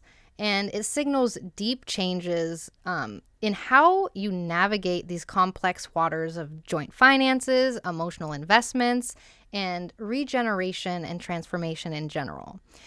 Eclipses generally mean or represent major endings and major beginnings happening at the same time over the course of 1.5 to 2 years. This eclipse series began October 2023 and it will end in March of 2025.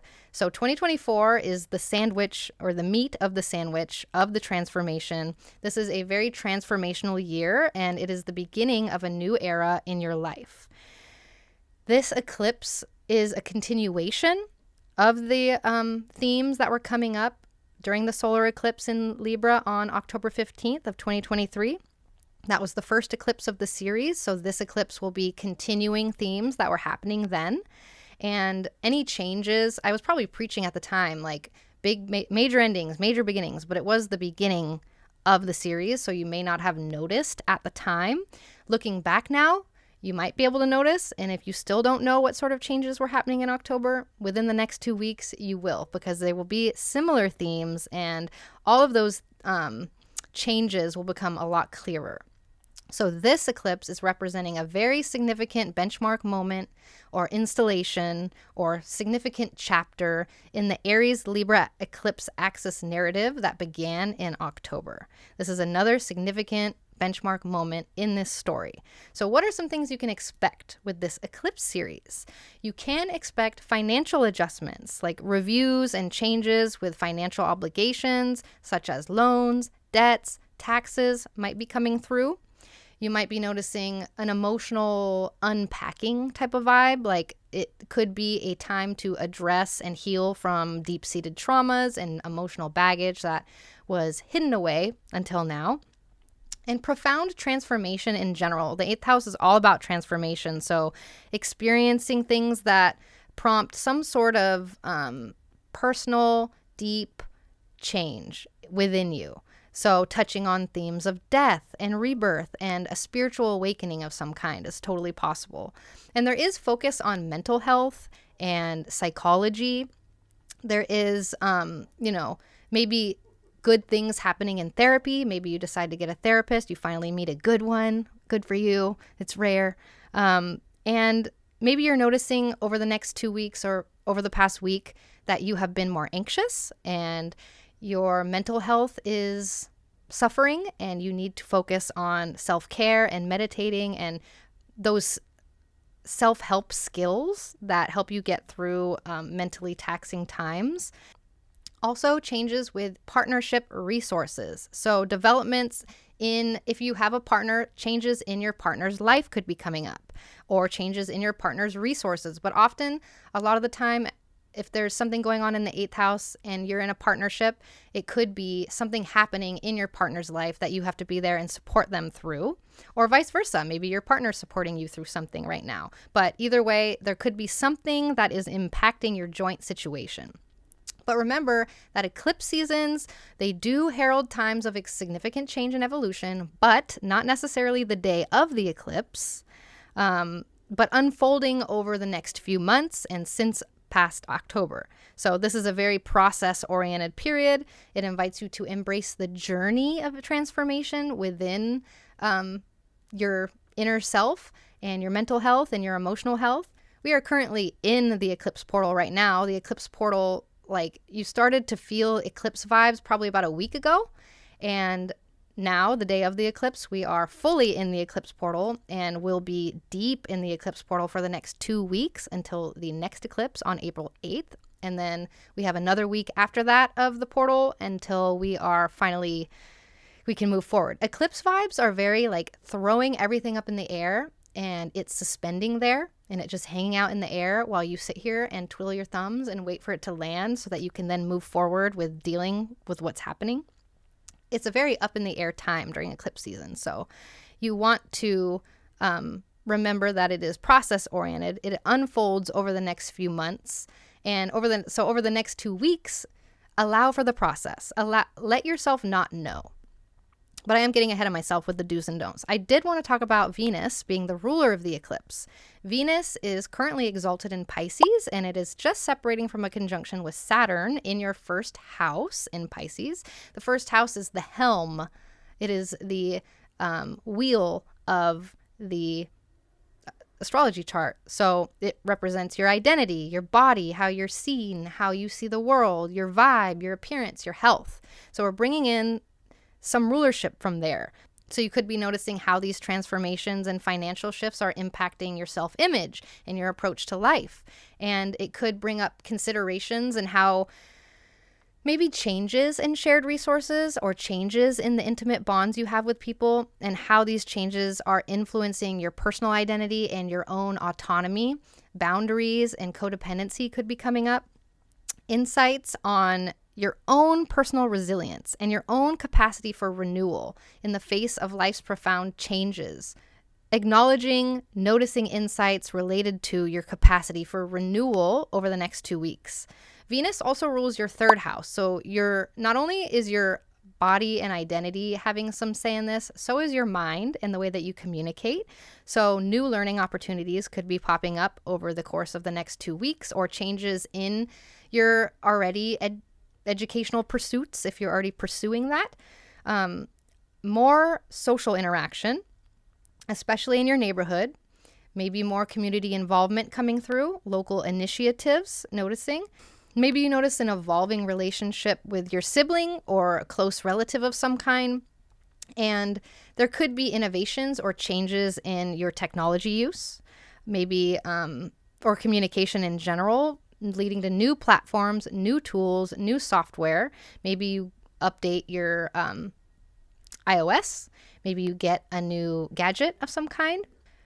But remember, eclipse season is a process, okay? Eclipses are process-oriented, and this eclipse is going to hold similar themes to the eclipse that happened in October, the first one of the series, October 2023. So if you notice, don't be surprised if some of the same themes or feelings are bubbling up again from then. This is the same story. I did mention that this eclipse series is from 2023 to 2025, and this is this era of eclipse series. The last time the eclipses were happening in this axis were 2013 to 2015, as well as 2004 to 2006. So again, don't be surprised if some of the same themes or feelings from those eras are bubbling up again. If you want the exact dates of these eclipses for this series from 2023 to 2025, check the description. There are timestamps that you can click on to go look at that specific breakdown of dates for this eclipse series. Now let's jump into the do's and don'ts. I do recommend expecting things to be wonky in general for the next 2 weeks, or maybe things have been wonky since last week. We are in the portal after all, so the eclipse is stirring up the waters. Brace for some turbulence, okay? Allow things to be weird. I think I mentioned eclipses are all about throwing everything up in the air and waiting until it falls so then you can move forward. So expect things in the air to be wonky. Allow them to be wonky. Also, I do recommend expecting something to get eclipsed. Eclipses are when one of the luminaries blocks the light from the other luminary and essentially eclipses it or cuts it out or hides it from us to see. So be open to letting things go. Be open to eclipsing something out of your life, whether that is like a bad mental health habit or a bad way of thinking or old habits you want to let go of, people that aren't helping you in your highest good. Eclipse something, let something go. And you will be rewarded with that. I also recommend, in general, embracing the transformation coming through over the next 2 weeks. Use the next 2 weeks to let go of outdated attachments, outdated fears that are hindering your progress moving forward. Go to therapy or do something transformational, adopting skills to manage your anxiety like journaling, meditating. Lean into transformative skills that help you manage this transformation. And now for the don'ts. I don't recommend you do any rituals with this eclipse. It is a full moon, but it is an eclipsed full moon. So as I mentioned earlier with, one luminary eclipsing out the light of another luminary, this makes the magic very unpredictable. So unless you are very familiar with chaos magic, I don't recommend setting any intentions with this eclipse. Let things happen. It's more about observing and reflecting for this full moon rather than actively trying to harness the energy for specific outcomes, because you won't get those specific outcomes. The eclipse is in charge, and the eclipse is a chaos friend. So if you are familiar with chaos magic, please comment below and let me know what you would do for the eclipse. Also, the don'ts. Do not bottle up emotions. This is going to be an emotional full moon that could bring some intense feelings to the surface. Don't avoid them. Don't suppress them. Seek healthy ways to express them and process them. This is the energy of someone going to the bar and having like a breakdown because they drank and this helped them release their emotions. So instead of doing that, maybe you could, if you are afraid of engaging with your emotions and you don't know how, I recommend watching a really emotional movie that will help you move through some emotions and release them. We want to get them out of our body, okay? The last don't I have, do not go outside. And this I say in tongue-in-cheek way because it is a superstition of the ancients. The ancient astrologers went outside, saw eclipse happening, everything got dark, even though it wasn't supposed to, and all the animals were acting weird, all the plants are acting weird. Like, bruh, that is a bad omen. So the ancients believed it was bad luck to go outside during an eclipse or have the baleful rays shine down on you and curse you with bad luck for the next 6 months to a year. Again, this is just a superstition in the same way, like the ancients said a lot of weird things. So we got to say, take it all with a grain of salt. But, it's just a superstition in the same way breaking a mirror is bad luck, or walking under a ladder, or opening an umbrella inside. Superstitions in that way. It's not going to completely ruin you, but there could be some bad luck implications. So I recommend observing the eclipse from the indoors. Or if you are an adventurous person and you're going and you're looking at it, period, end of story, just be mindful. Just have like a mindful attitude towards the energies that you might be exposing yourself to, as kind of like a playful nod to the traditions. I just kind of like to give a playful nod to the tradition that I am preaching on. So I'm going to try not to go outside, but honestly, I've never had luck staying inside during an eclipse. Like I always end up going outside for some reason. I forget, and I just like, it's probably, I don't know. I end up going outside. I'm still here, but I'm going to try not to go outside for this one, and I'll let you know how it goes. So overall, this eclipse is asking you, how have your relationships and your financial entanglements been evolving since October or over the past 6 months? Are you emerging now over the next 2 weeks with a clearer understanding of your boundaries and a renewed sense of empowerment? Things to think about over the next 2 weeks. So that's what we have for today. How are you feeling about this upcoming eclipse? Drop a comment. I love reading your stories. I love reading your predictions, and maybe if it's a good story, I'll add it in my next eclipse story series. So yeah, and for those of you who are interested in diving deeper into astrology or tarot, or if you're just looking to join a community to chat about such things, you are welcome to join us in the free 9th House Discord server. The link to join is in the description. I hope to see you there, and I will catch you next time, friends. Good luck. Mwah.